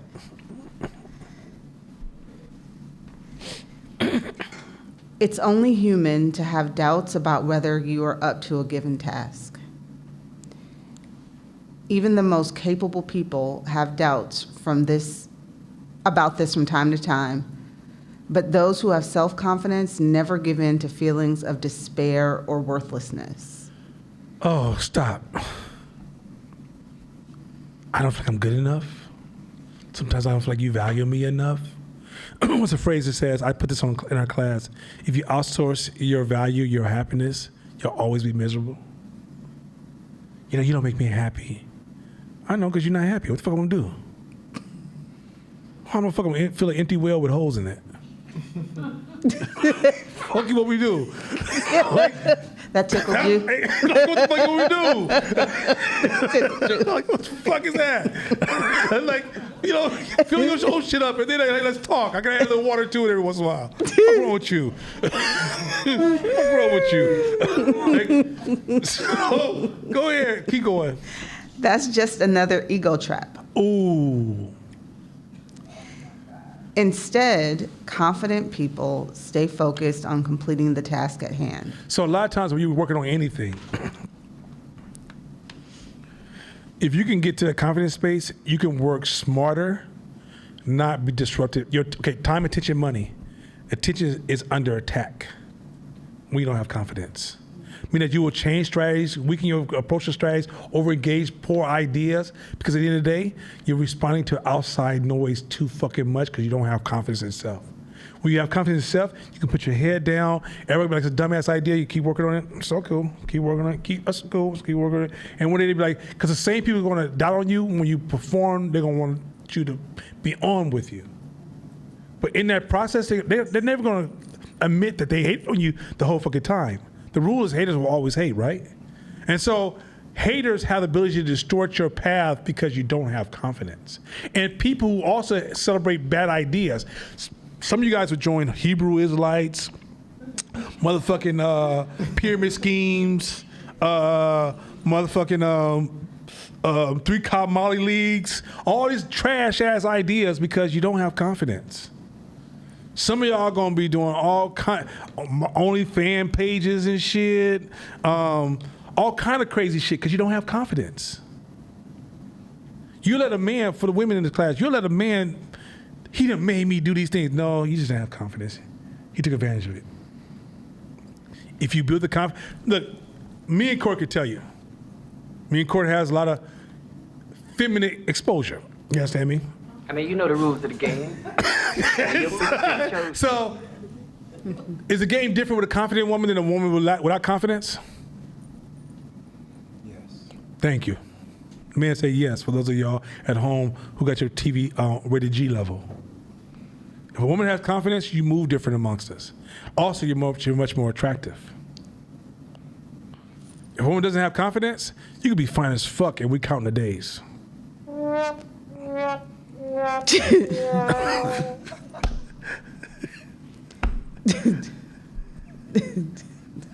Okay, keep going. Even if it involves relying on the helps of others to do so. Every successful task only further serves to deepen your trust in yourself, and that's how confidence is earned. So, you become a better team player when you have confidence. See, if you want to master big thinking, you got to be able to articulate your thoughts as right as they may sound, and ask your team to blow holes through all your thoughts, right? And as we work back and forth to produce a new layer of thoughts that is not owned by the individual but by all of us, we all must own our position as we collaborate as a team to produce a greater thought. You know who destroys that process? The person without confidence. Because if I don't choose your idea 10 times out of 20 or 10 times out of 11, you're convinced that you weren't valued and you're not being seen. That's why I fucking hate that phrase. I'm not being seen. No, you don't see yourself first. Stop asking motherfuckers to see you. If you perform, we see you. If you don't, we don't. I remember somebody came to my house one day like, I was at work and I feel like they don't see me. I said, oh, hey, when I was on vacation, what was the name that maid that took care of the clean your room? What's her name? Oh, you don't remember? What did she look like? What color was her eyes? Oh, you don't remember either, huh? That's what human beings, we don't see everybody. Fuck wrong with you. That's you projecting on the world. The world needs your ego's telling you, I have to be seen. What have you done? If I have a company and you making most of my money, I fucking see you. Oh my God, do I see you? I might have pictures at my house, and I'm like, okay, Zigga, this is your mama, and this is the person making us all the money, and we love them both. But if you ain't making no money, she's like, who's that? Oh, they work for me. I'm somebody else. Shit, they just servicing that shit. Backing up. No, I see. I don't even know the person's name even fucking more. That's how confidence work. They don't see me. I faked it. Somebody put me on. I was faking it till I make it, but no one sees me. When I get home on the weekend, I party, I bullshit, I get dressed, I watch all my shows. I don't read no books about this goddamn job. I want nobody don't see me. It don't make no sense. I promise you, I don't understand these conversations. I got too much confidence to understand what the fuck y'all talking about. I'm gonna help you get there. But trust me, when you have confidence, you be like, we're gonna sit and do this shit now. Come on, be nice. I've done pretty good. I'm not great, but I'm done pretty good at being nice to people like this. I just can't stay around them for long. I get burned out. Okay, keep going. Next slide. It's wolf time. Like I said, this is a wolf class. I'm sorry. Puppy class is down the hall to the right.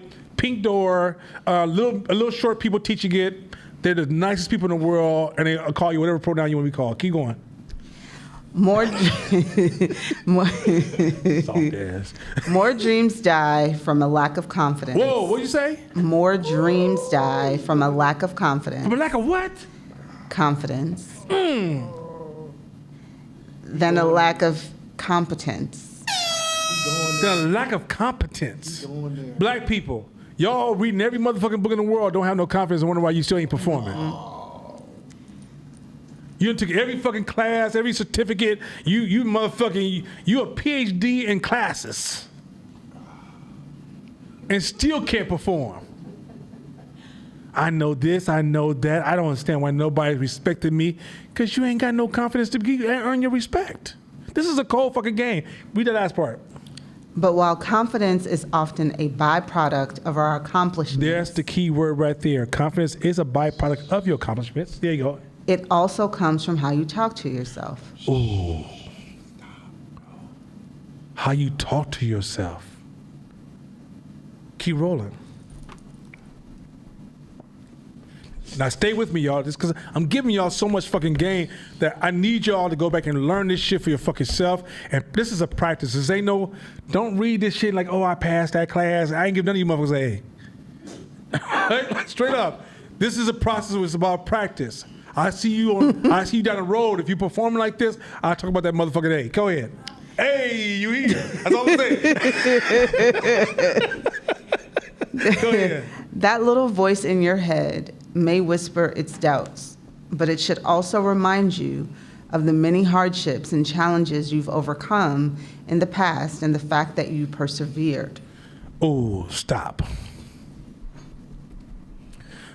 I'm gonna sound like a Christian for a minute. You know, a word I hate so much is trials and tribulations.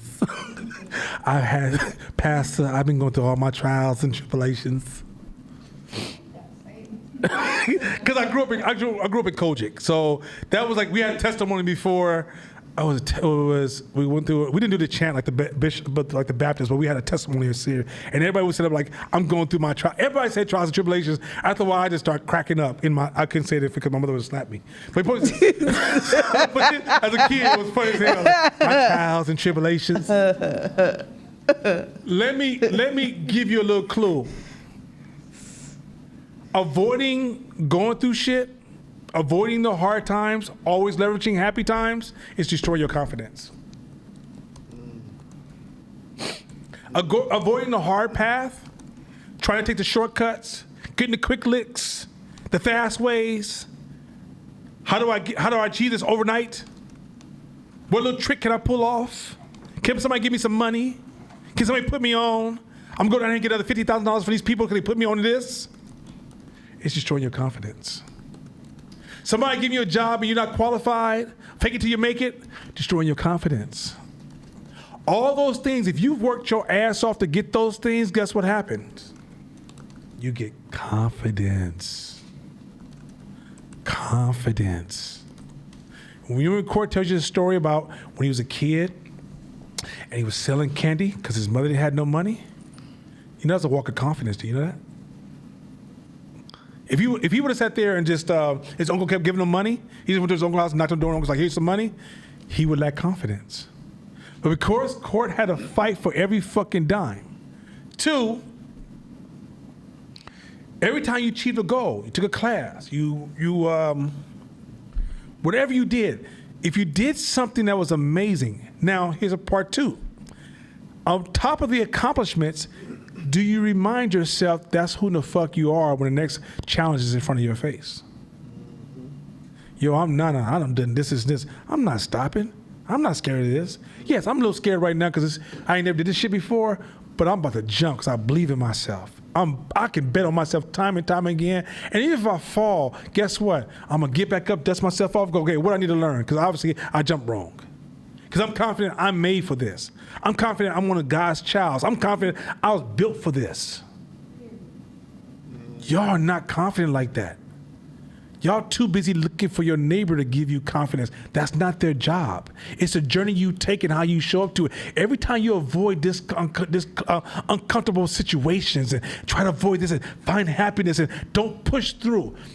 when I sat with my mentor, who I see him now at the gym at least once a week to once every 2 weeks, he put me through hell. The average person would be like, fuck this dude. And I was like, nah, I'm not being defeated like that. I'm gonna stick with this shit. When I got to a point where I understood what I had to do to grow, and then I started making moves to grow those parts of me, and I started reading all the books, I started putting myself in challenges to test my weaknesses, to overcome my weaknesses, put myself in situations that made me uncomfortable, when it was time to sell candy, I remember being young, and we had to sell candy, get signatures on piece of papers when we were really young. I'm not doing that. I'm like, I'm gonna do that shit. Just to scare the rest of my friends. But I'm gonna put myself through that shit. Then when I got used to it, I got confident. This part of the discussion. I'm 26, 27. I'm in San Francisco. Pretty women walking by me every day. Right? So I'm doing the cat calls. Hey girl, aye, because I'm not confident. Put myself in situations with women where I'm gonna just go up there and let them turn me down. All of a sudden, confidence goes to the roof. I'm walking around now with swag. It's just a whole different human being. When I went to the Meta SF, it was this Meta SF, I put on my suit, had my black brim on, with a little feather in there, clean glasses, polished it. My confidence was so motherfucking high. People walking up to me, talking to me left and right. And it's built because of the things I've been through. Me working in this class, teaching this class, the amount of work I put into this gives me confidence. This is why when I said this interview, I said, this interview is, I had 4 people across the room from me. I said, this is hilarious to me. I said, because I'm used to like analyzing you and you try to analyze me. And if you try to analyze me, you use questions that's not qualified to analyze me. I said, so tell you what, can I just reshape your questions and give you a deeper response that may even complement where you want to go? That's where my confidence comes from. If I was doing my work, I'm looking like, will they accept me? Will they approve me? Will I be okay in this room? Did I say the right thing? Did I smile enough? Did I wear the right outfit? Oh my God. I can walk into any room because of work I put in. And then the voice I use in my head. I don't spend time talking about what I can't do. I know I got weaknesses because I'm called human, just like you. We all got fucking weaknesses. But guess what? I get to pick and choose which one I want to work with, and some are not to be changed. Some of them weaknesses, I even kind of like them. I'm like, I say I like this one here. This one kind of tickles my fancy.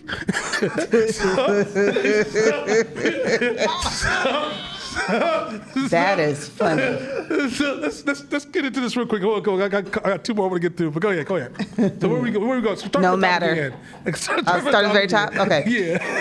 Yeah, me look here. That, I'm right collar today. Go ahead.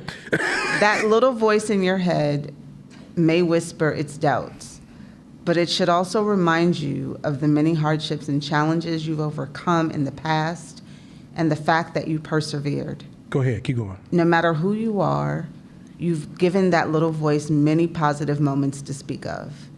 You learned to walk despite falling down thousands of times.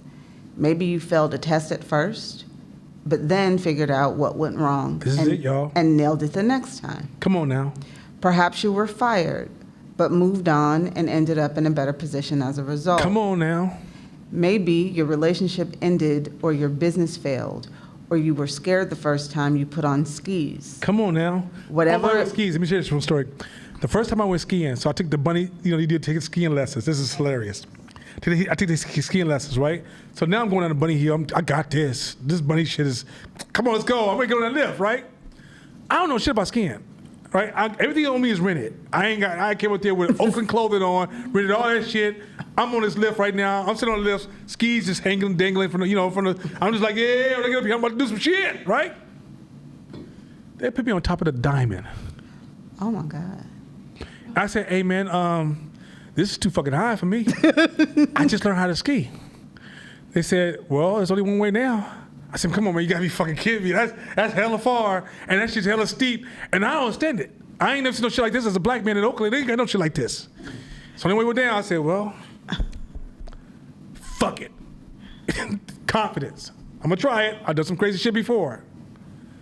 Man, look, I'm going down the hill and oh my God, You talking about the falling and the collapsing and the skis stuck in the snow over there. I'm over here. I finally get close to the bottom of the hill. I walk the rest of it. This motherfucker. I'm cussing every white snow bunny person is a motherfucker that day.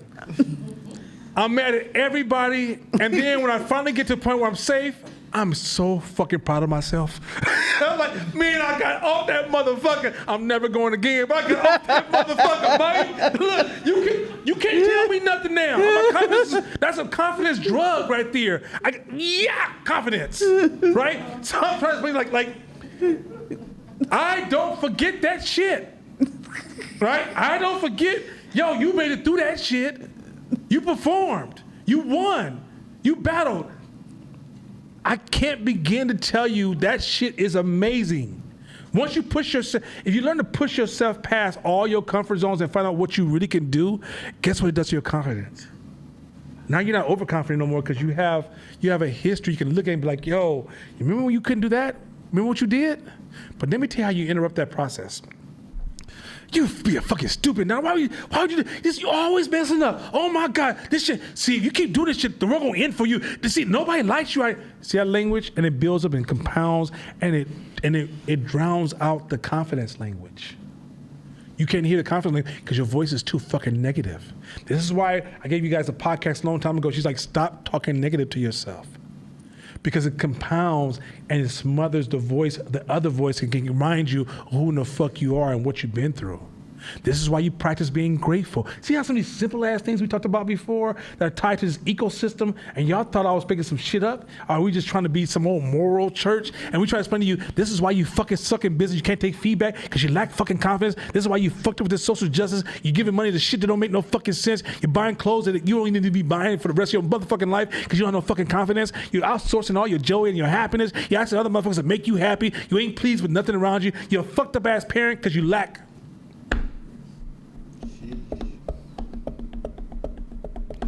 It's an ecosystem. You don't get to break the laws. You gotta dance with them. Keep going. Whatever it was, you overcame it, moved past it, and you're stronger as a result. Next slide.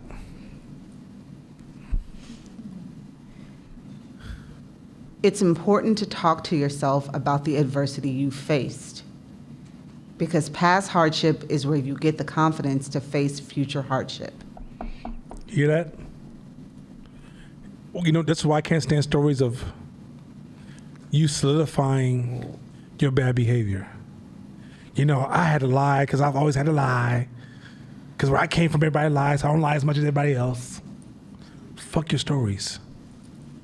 You don't even pull up the right stories. Yo, we didn't have food. So I got out there and sold some fucking candy every day. I was buying my own candy. When I was outside and the kids was chasing me, my mother said, go out there and face your enemy. And I realized, oh shit, I can fight. I developed confidence in my ability to fight. You see the story we've been repeating to you over and over and over again? We've been trying to give you the language to help you defeat this whole 3 or 4 years of fucking sad behavior and fragile ass behavior. Oh, you hurt me. Oh, offended me. Oh, I'm so mad. You know, when you said this to me, I just couldn't think. What? I was thinking, I don't want to talk to your ass no more. That's number one. Number two, I'm okay. Just keep the shit 100. Fuck wrong with you? What the fuck is wrong with you? I don't know how to talk fragile talk very well. I forget. If I focus, I can remember some of that fragile shit. But I don't have too much fragile because when I was a kid, I was 5. I put on my sport coat. I came in the kitchen. We were really poor. We used to get food from the church. And I told my mother, hey, when I get older, I want to be a businessman. So at the age of 11, I had my own gardening business. I would take these old jeans I was from last year, and I take them in the back and I get hella dirt on them, cut some holes in them. This is before holes was a fashion thing. I would knock on the door and say, hey, look, I'm coming from a poor family. I'm just trying to raise money to go to Great America. Can my guys come cut your grass? And they'd be like, you know what? No, but here's $3 or $4, $5. Cool. Next door. Sometimes we had to cut the grass. The worst jobs ever, right? And it was my little team. 11, right? At the age of 18, I used to work at 17, I was working for McDonald's as a manager. I won the local award for the best ran McDonald's under my shift. I ran that motherfucking shift like with expertise, right? These things gave me confidence. Oh, you can lead. Oh, you can do this kind of shit. Go ahead. What's the sports code? Huh? Sports code. First sports code. Sport coat. Sport coat. Blazer. You're like 5 years old? Yeah, I had one. I had a red one. I got a picture of it too. I'll show you a picture of it. But the thing is that I built confidence from accomplishing certain goals in my life and pushing myself, right? Even in sports. Like the first year I went out for the football team, and I was in the 10th or 11th grade, and it's like, you should be on varsity as a running back. But my mother wouldn't pay for the stuff, right? So which gave me a confidence, like, oh shit, but I went out for that team, and they said, nah, you're not on this level, you're actually at this level. So in my mind, I'm like, oh shit, okay, I got it, right? First time I got jumped by hella dudes, and me and my partners fought them all off. Oh, at that point, men don't, like, hey, what you gonna do to me? What you gonna do to me? That's why my wife would take my famous words, they can't whip me. What you gonna say to me? He can't whip me, right? That confidence allows me to move amongst other men in a certain kind of way that I can be humble and peaceful, because I don't need to flex on you or, look at me, I'm strong. I'm confident in my manhood, so I'm the most peaceful motherfucker in the room. I don't want to fight. What do I fight for? Because if I fight, I'm going to win. That's what I'm here for. I bet that dude. Next slide. People who are confident aren't afraid of facing reality because they know they can handle it. Say that again. Say it again. People who are confident aren't afraid of facing reality because they know they can handle it. Come on now, just sit down. Don't y'all say shit. How many times y'all avoid certain parts of reality because you can't handle it? Let's do it. Let's do it. I don't like everything. I ain't gonna say everything. I'll be like, oh, this is so exciting. This is not Disneyland, people. I'm like, fuck. All right, let's do it. If you ever see me just raise them shoulders, that means, I'm gonna figure it out. And figure it out doesn't mean I don't figure it out like I'm just gonna just keep tinkering until something moves. I'm gonna start pulling on my tools, resources, connections. I'm gonna figure this shit out. I'm not gonna lose. That's what confidence tells you. You're not gonna lose. Even if you lose, you won. Because now you understand a weakness about yourself you didn't even know existed. Now you know what you need to work on for next year. There's no losses for me. A loss is a win. Confident people don't see wins and losses as it's not a verdict on my value. A loss or win is an insight on where I can grow more. Because I got too many wins in my past to be talking about, who am I? What the fuck you mean, who am I? I'm not a. What the fuck you talking about? If you ever ask Mashama, this is not Nana here. I've been like this since he met me. Ask friends who know me since my 20s, I've been like this. I'm the guys always walk in the room and be like, yo, this is what we can do. What the fuck is this dude? Don't worry about it. This is where we're gonna go. I've always been that guy. Keep going. Confident people don't care what other people think about them. Go ahead. Aren't afraid of standing out. And are willing to risk looking like an idiot while they try something new. I can promise you, most of the people I've experienced around Fight to Media Hope cannot do that idiot part. They'll do it for a second, but they gotta find people who accept what they're doing. Can everybody say, like, you looked at the math, you looked at the equation, you looked at the systems, and you're not just going, I feel if I just give all my money to Josh, he's gonna bring me back millions. No, you're a fool. That's not what I'm suggesting. Look, just because you're Jewish, don't mean you're pimpish. So, and so the thing is that in this situation, you've had a series of evaluation, you have a source, because remember, everybody can't see everything. So if the group is only looking at this angle, and you see it from a different angle, and you find a group that can see that also that angle, but that group is not available to you, you can still walk alone. Can you walk alone? Many of you cannot walk alone. And don't say you can, and I just want to see you do it. Like, the first time I did celebrate Christmas, I was by myself. There was somebody at my house going, hey, we're all together. No, I was by myself, not celebrating Christmas. When I went to go see my family that night, it's like, oh, so what you been eating grass all day? Where the fuck you been? You in the African shit still? There's some pork in the background, I don't eat pork. Oh, okay, so you was eating that goddamn grass. That's how my family used to talk to me, exactly. That's cool, whatever. Hey, man, I love y'all. I just want to come say I love y'all. I'm out. Right? Thanksgiving. This ain't no Thanksgiving. Thanksgiving. Kill motherfuckers on this day. I'm not fucking with y'all on this shit. Oh, you don't celebrate Thanksgiving? Oh, you a part? What about the kids? My kid. What the fuck you mean, what about the kids? What the fuck does that mean? Can you walk alone? Being an entrepreneur is a walk by yourself. You're not going to do what everybody else does. Never again. If you become an entrepreneur, you're not going to all the festivals. You're not going to. If you go to all the festivals, all the parties, just know your business is deteriorating every day. You ain't following all the trends. You ain't driving all the cars. You ain't in all the sets. You ain't drinking all the drinks and all the smoking all the weeds. You ain't doing all that shit. Go ahead. Fuck you. Go ahead. Okay, get all the weeds. Okay, go ahead.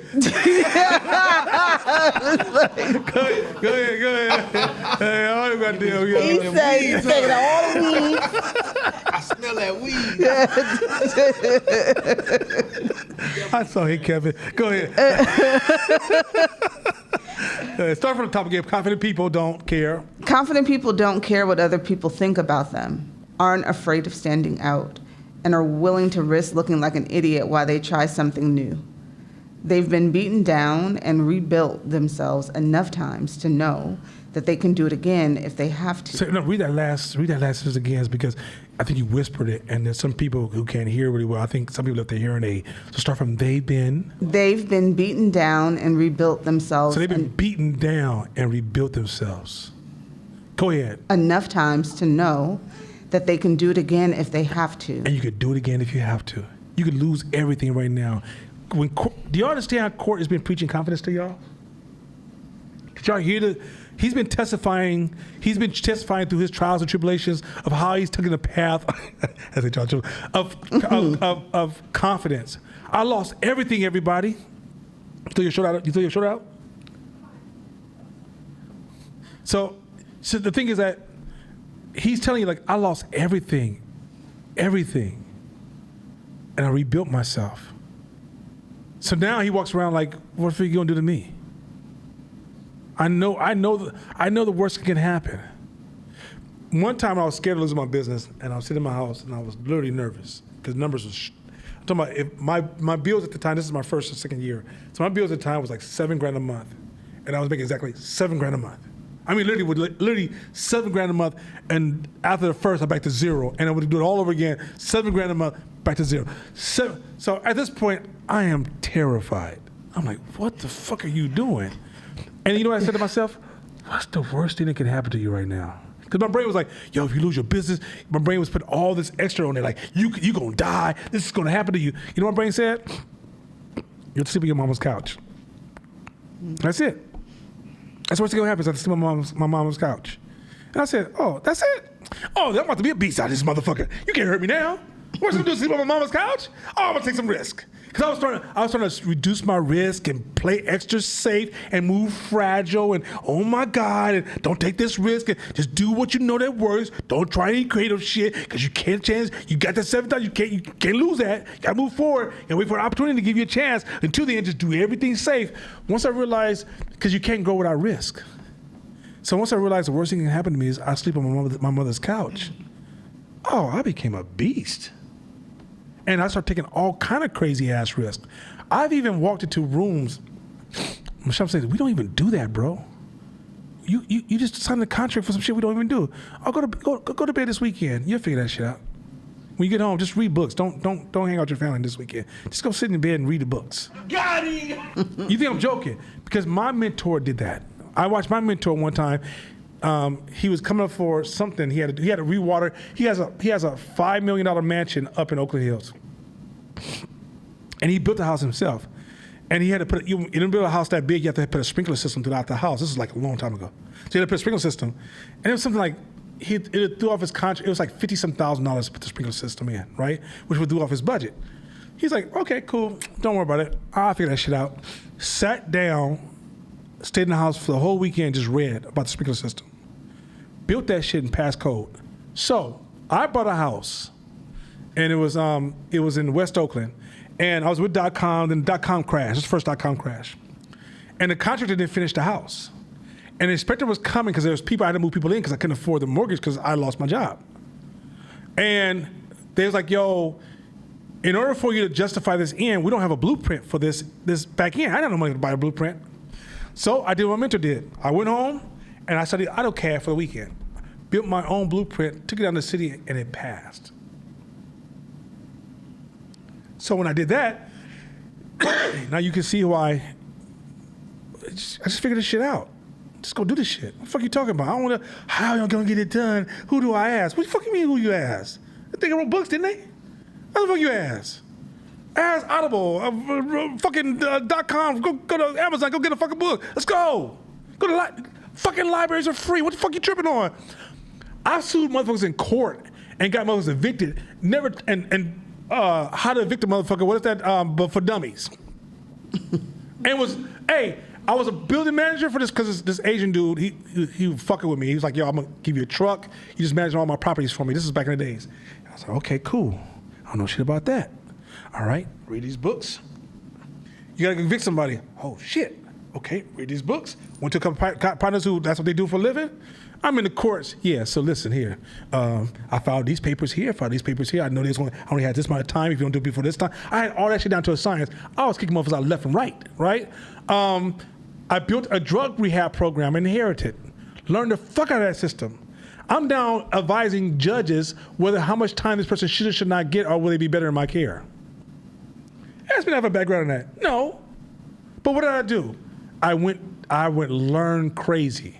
Because I believe in myself. I know I can learn any fucking thing I want to learn. So I came in this entrepreneur world, there ain't no fucking blueprint for this shit.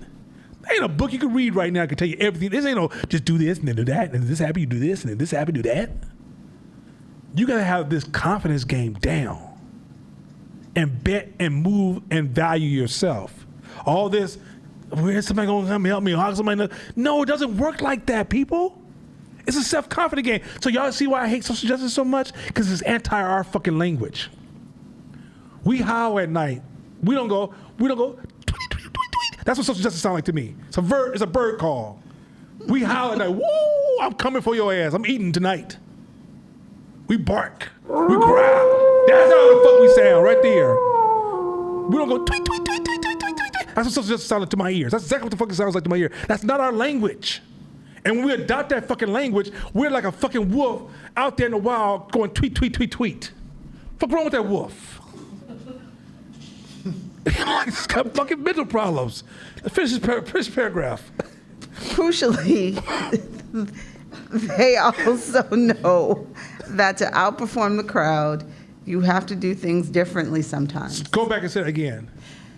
They also know that to outperform the crowd, you have to do things differently sometimes. You have to do things differently to outperform others. You can't do what everybody do harder, faster, more aggressively. You die. Like, if everybody's digging holes with shovels, at some point you're going to take a day off and create a better tool. And then you can mash on folks. Now you got a tool that digs holes for you while you sit back and watch them, and they all out of work. But if you just keep digging holes with them, you may even win that contest for that day.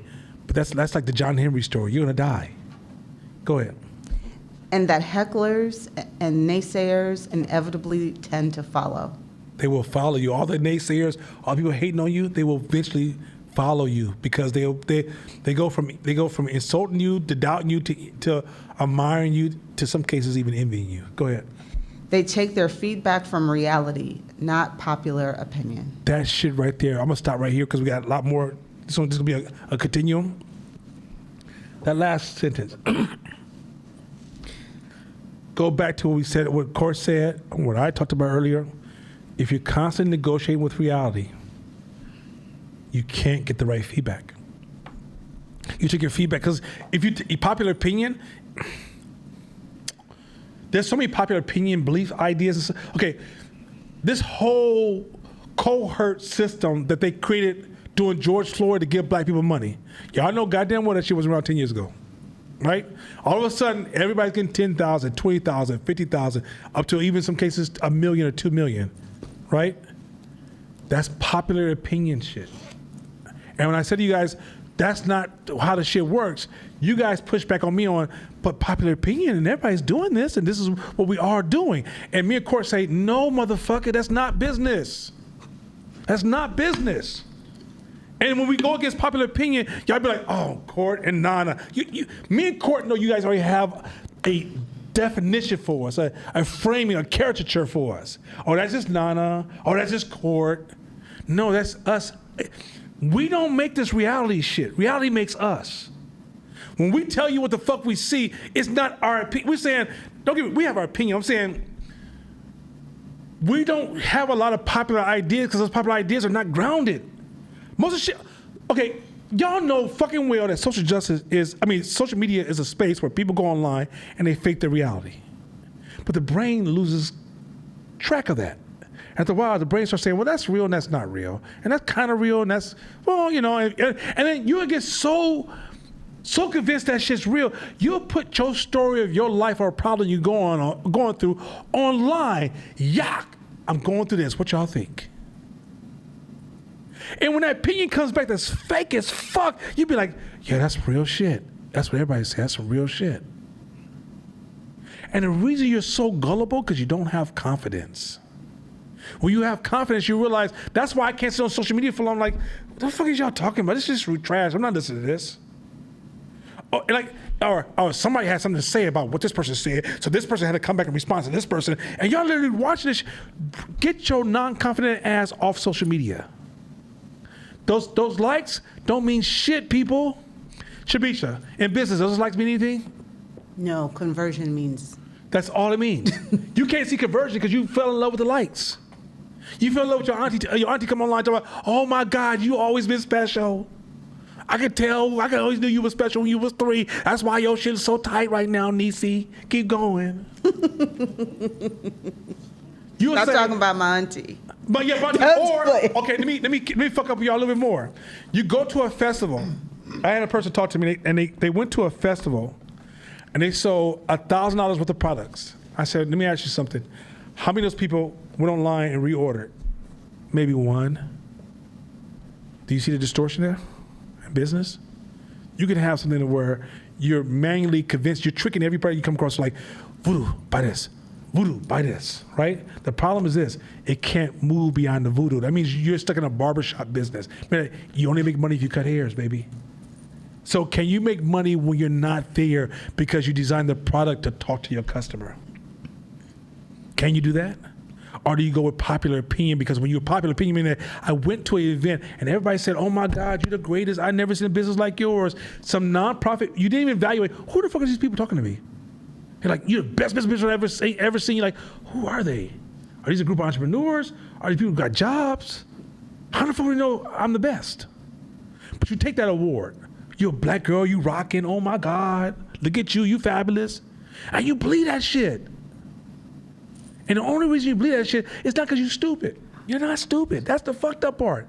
Some of y'all play this intelligent, stupid game and you continue to beat your confidence down. I'm not that smart. You are fucking smart. Motherfucker, you here. What it is that because you you keep taking these fucking shortcuts, you don't want to go through something, you demonize the rough shit, you avoid every obstacle that doesn't make you feel good, you don't weather the storm, you do all this roundabout type shit. Then when it gets to a situation and you run into these people, you don't have the ability to create discernment. You don't have the ability to look at the person in front of you and go, your opinion doesn't even matter. Even though I think you mean good by telling me I'm a fabulous person, I thank you for that. It has zero reflection on my business. Even though people, let's say you made $300,000 last year. You still have nothing. So what do you mean? Earlier, not picking on the story, but just watch this. You said, just remind me if I get these variables first. People don't want to walk far, right? They don't want to be hurt by a bad trainer. What was the other one? There was 3. Community. Support, like community support. Huh? Community support.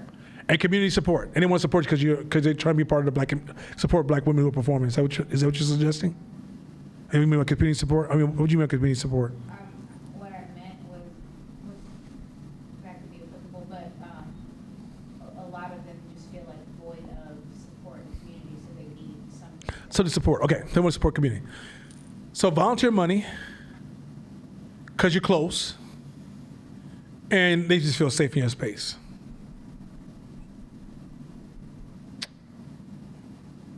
That shit can become distorted.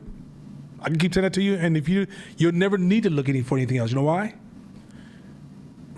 Because that's your source of confidence. If your confidence is really strong, you'll say, what makes a human person of that demographic stay in a gym no matter where they are? If they're in this area, like this particular group of people, who are these people I'm looking at? And if competition came tomorrow, could I ward off competition? Because what if a gym opens up next to yours and it's prettier, fancier, cleaner? You don't have anything to sustain yourself. Or do you have something to create the loyalty the tennis shoes did? It says, yo, Nike offered me $1 million and I ain't fucking with you, right? And if you don't have confidence, you will take the praises you get every day and your brain goes, you there, you hitting it, you good. Because what you're really doing is going to ego feed. You get where I'm going with this shit? So Got him! without the work you have to do on this end to get the confidence, then everything you're doing over here is just feeding your ego. Go ahead and ask a question. And anybody want to chime in and help? Because if you got what I get, chime in on this answer. I want to try to do this centralizing to me because this is a deep ass subject that if you don't get this shit here, it's a cold fucking game. Go ahead.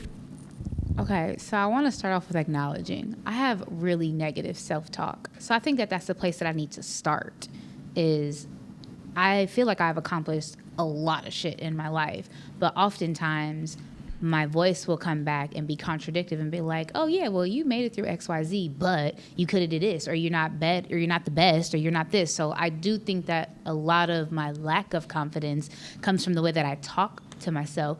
But where I get hung up at in this conversation is if I could like put that aside, because I'm sure that that's the first place I need to go, like that's the first red flag I see, is like, okay, change your self-talk, which is going to be very challenging because I'm very mean to myself. I don't want to say but because I know it's going to negate everything I just said, but I respond to that like that's the comfort thing that has allowed me to get to where I'm at. Like that voice that's like, but it's not good enough, or you're not far enough, or you haven't accomplished enough. That's exactly why I'm where I'm at, is because I was just like, what's next? What's more? What else? Like, because I didn't have a left or a right. So I'm just like, I can point out 1,000 different things that I've accomplished. Like I have hella certifications, hella degrees. I study all the time. I've went from 1,000 square feet to 3,000 square feet. I have 8 employees. Like I have like tangible things, but I'm like I know my stuff. Like I know how to hire people for the voids that I don't know. Like I'm learning how to build systems. Like I'm learning how to like put my team first, but I still definitely feel a huge lack of confidence. And not because I don't feel like in my brain, how I'm framing confidence is this arrival space. Like what does confidence mean? If you're always growing, if you're always getting better, if you're like, you can embrace not knowing or embracing the things that you don't know. Like I'm hella quick now to be like, oh yeah, I don't know that shit. Like, let me go figure it out. But there's not a confidence in that. It's just like this void of like, oh shit, this is something I don't know. How do I get better at it so that I can increase my awareness about things that I don't know? How do you have like, it's just so much WTF. I want to say, what I see, this is my vantage. You do have confidence. You are confident. But I think Nana said it earlier. It was like, what did you say? A distortion of reality, or what's the word you use? Yeah, bargaining with reality. Are you bargaining with reality? So I think getting concrete on reality, because you saying if something not good enough, who says that's negative? So if you say, hey, this is where I'm at, but it's not good enough to where my goals or my milestone is, so I got to keep going, that's negative to you? See, to somebody who has high confidence, that's not even negative. That's just truth. Well, and I say I don't have confidence because Nana's straight up told me I don't have confidence. So I'm saying from my vantage point, you move with confidence. It's hard to entrepreneur with zero confidence. I think maybe there's times where they say, okay, I'm gonna jump off this cliff, and you get to the cliff and you start jumping, and then you're like, oh shit, now I'm scared. Versus that's like self-talk is a rhythm.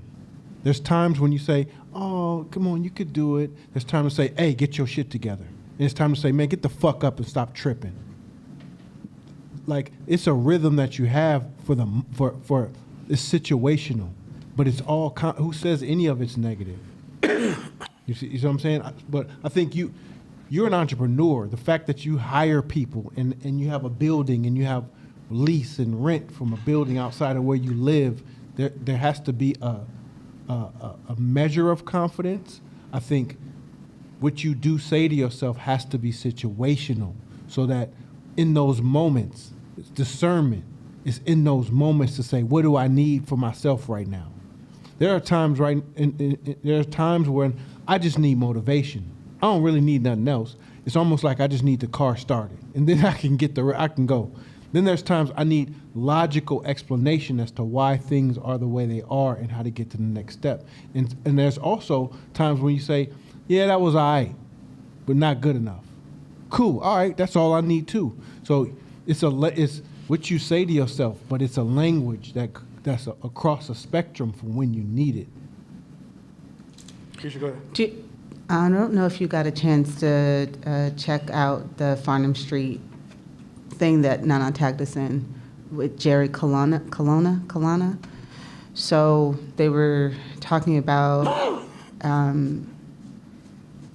negative self-talk in so many words and having a chip on your shoulder. And part of the hardship of walking yourself out of negative self-talk is that it's worked. And so to your point, it's like, I've done these things. And so it's a really hardwired incentive for you to not do it or to see it as a bad thing, because look at what it's afforded me to achieve. The challenge with it is that it runs out. And you get to a point where you can't get to your next level of growth because you've kind of you've negative talked yourself so hard. So it's like the unintended consequence of negative self-talk is that it's debilitating. Maybe not in the short term, but in the long run, it's debilitating. And when the challenge gets bigger, rising to the occasion is hard because that neural pathway is challenging. And so as much as there's reward, there's also you're creating you're creating a lack of self-confidence for yourself. So it's just, we have to find another way. We have to go to a different source to get there. Because when we constantly use negativity as the source, and we always go back to that, because we don't have another option, that's when it gets challenging. So I thought that podcast that podcast does a really good job of giving you something else other than negative self-talk, other than sourcing from like, I don't want to be like that person, I have a chip on my shoulder, whatever it is. What else can you do? Well, these are some other things that you can do that don't leave you with all of this debris as well. Go back to the first slide that we went to tonight. Go back.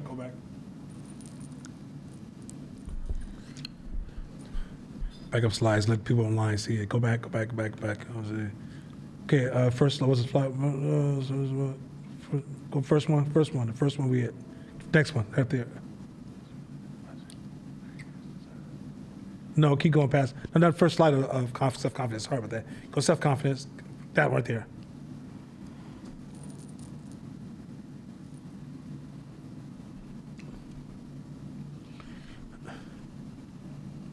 What do you have to do to achieve that? Right. So this is why it gets complex. It's not as simple. That's why we're not binary now. Binary just makes you comfortable, but binary is not the way the world works. Reality distortion is a motherfucker. Mm-hmm. If you keep distorting reality, you can do all the things you just said. They won't give you any value. Go to Las Vegas right now. Win hella money.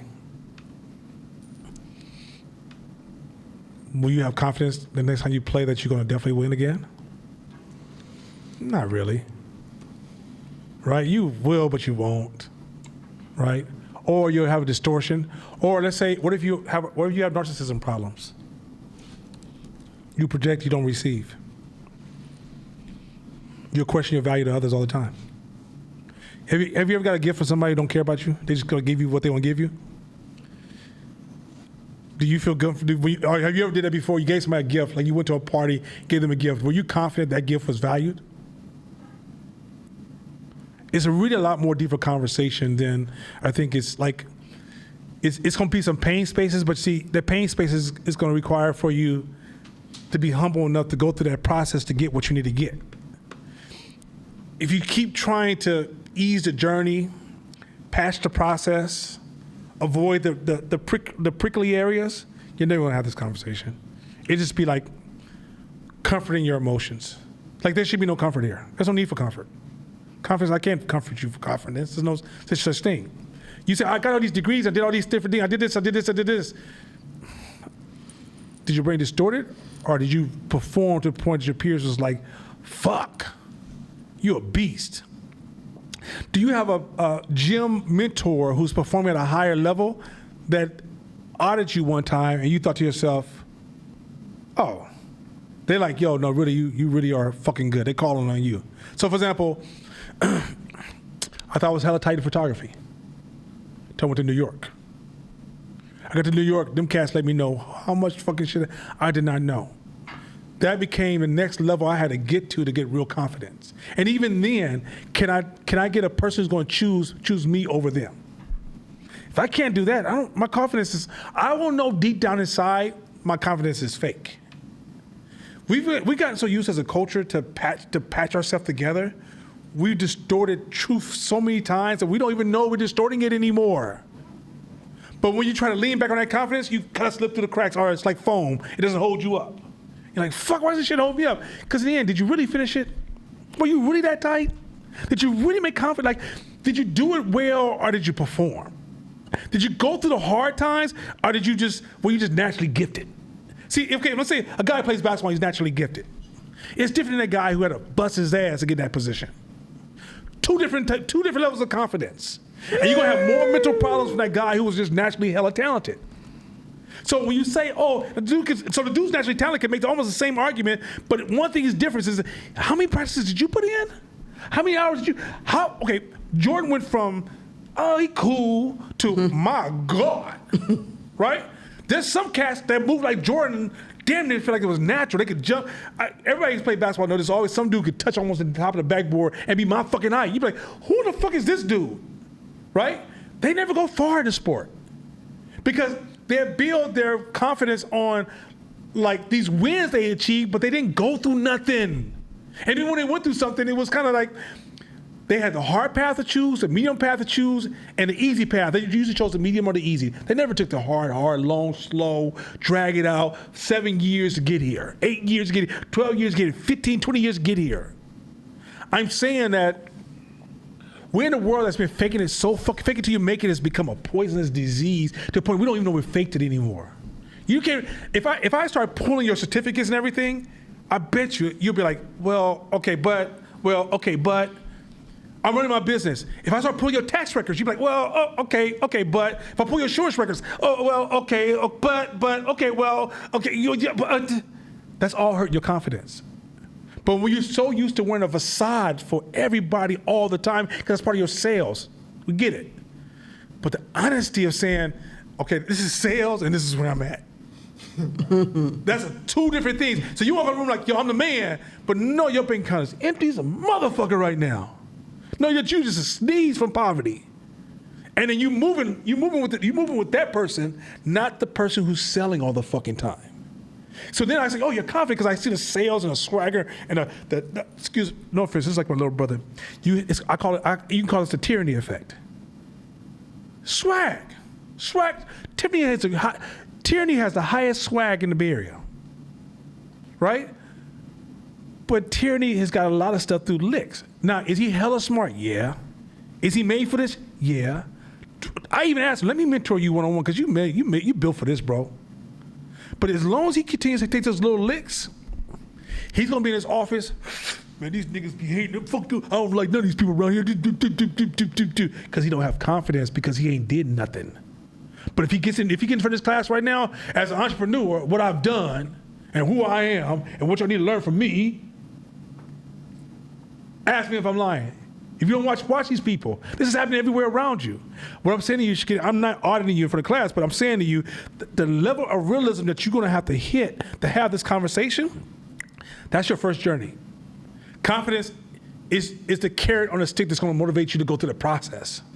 But if you don't hit that hard reality of saying, yeah, fuck, nah, I just kind of like lucked that shit up. Yeah, if you put me in competition, I'll be okay. Because it's the work that gives you the confidence. It's not, fuck your feelings. You can't feel your way through this, people. You can't motivate yourself. I am confident. I am confident. Till you get slapped. Like think about this. You got to ring with Tyson and you buffeted him. And he hit that first punch on your jaw. Instantly, your confidence says, oh, shit, I was fronting, I ain't there. You on your own, baby. But have you been fighting cats like Tyson your whole life? And he hits you like, yo, that shit hurt, but I know what to do. That's the difference. So I'm saying, like, can you look confident without being confident? Fuck yeah, you can. I can promise you that. We're taught to do that we've been taught that since grade school as black people. That's what fake it till you make it is. Walking in a room in an interview like you confident, like you can do the job. No one fucking, you know what the fuck you talking about. And I felt that even with 510 Media, when I switched over to, when I went from the photography and to the behavior science side, I wasn't confident at first. I had hella shit to learn. The hour and a half a day gave me confidence. Let me say once again, people, I know the fuck y'all don't do this. Most of y'all don't do this. I study an hour and a half a day. This ain't fake confidence. You know what studying an hour and a half a day feels like? It's a lot of fucking studying. And you know what your brain starts to develop? It starts to see and hear differently over time. It doesn't do it the first year. First year, you just got cool conversations and you can just bring up some cool subjects. That's almost the first 3 years of studying. It's not that big. It's not just like, it's kind of cool. You can picture some cool conversations.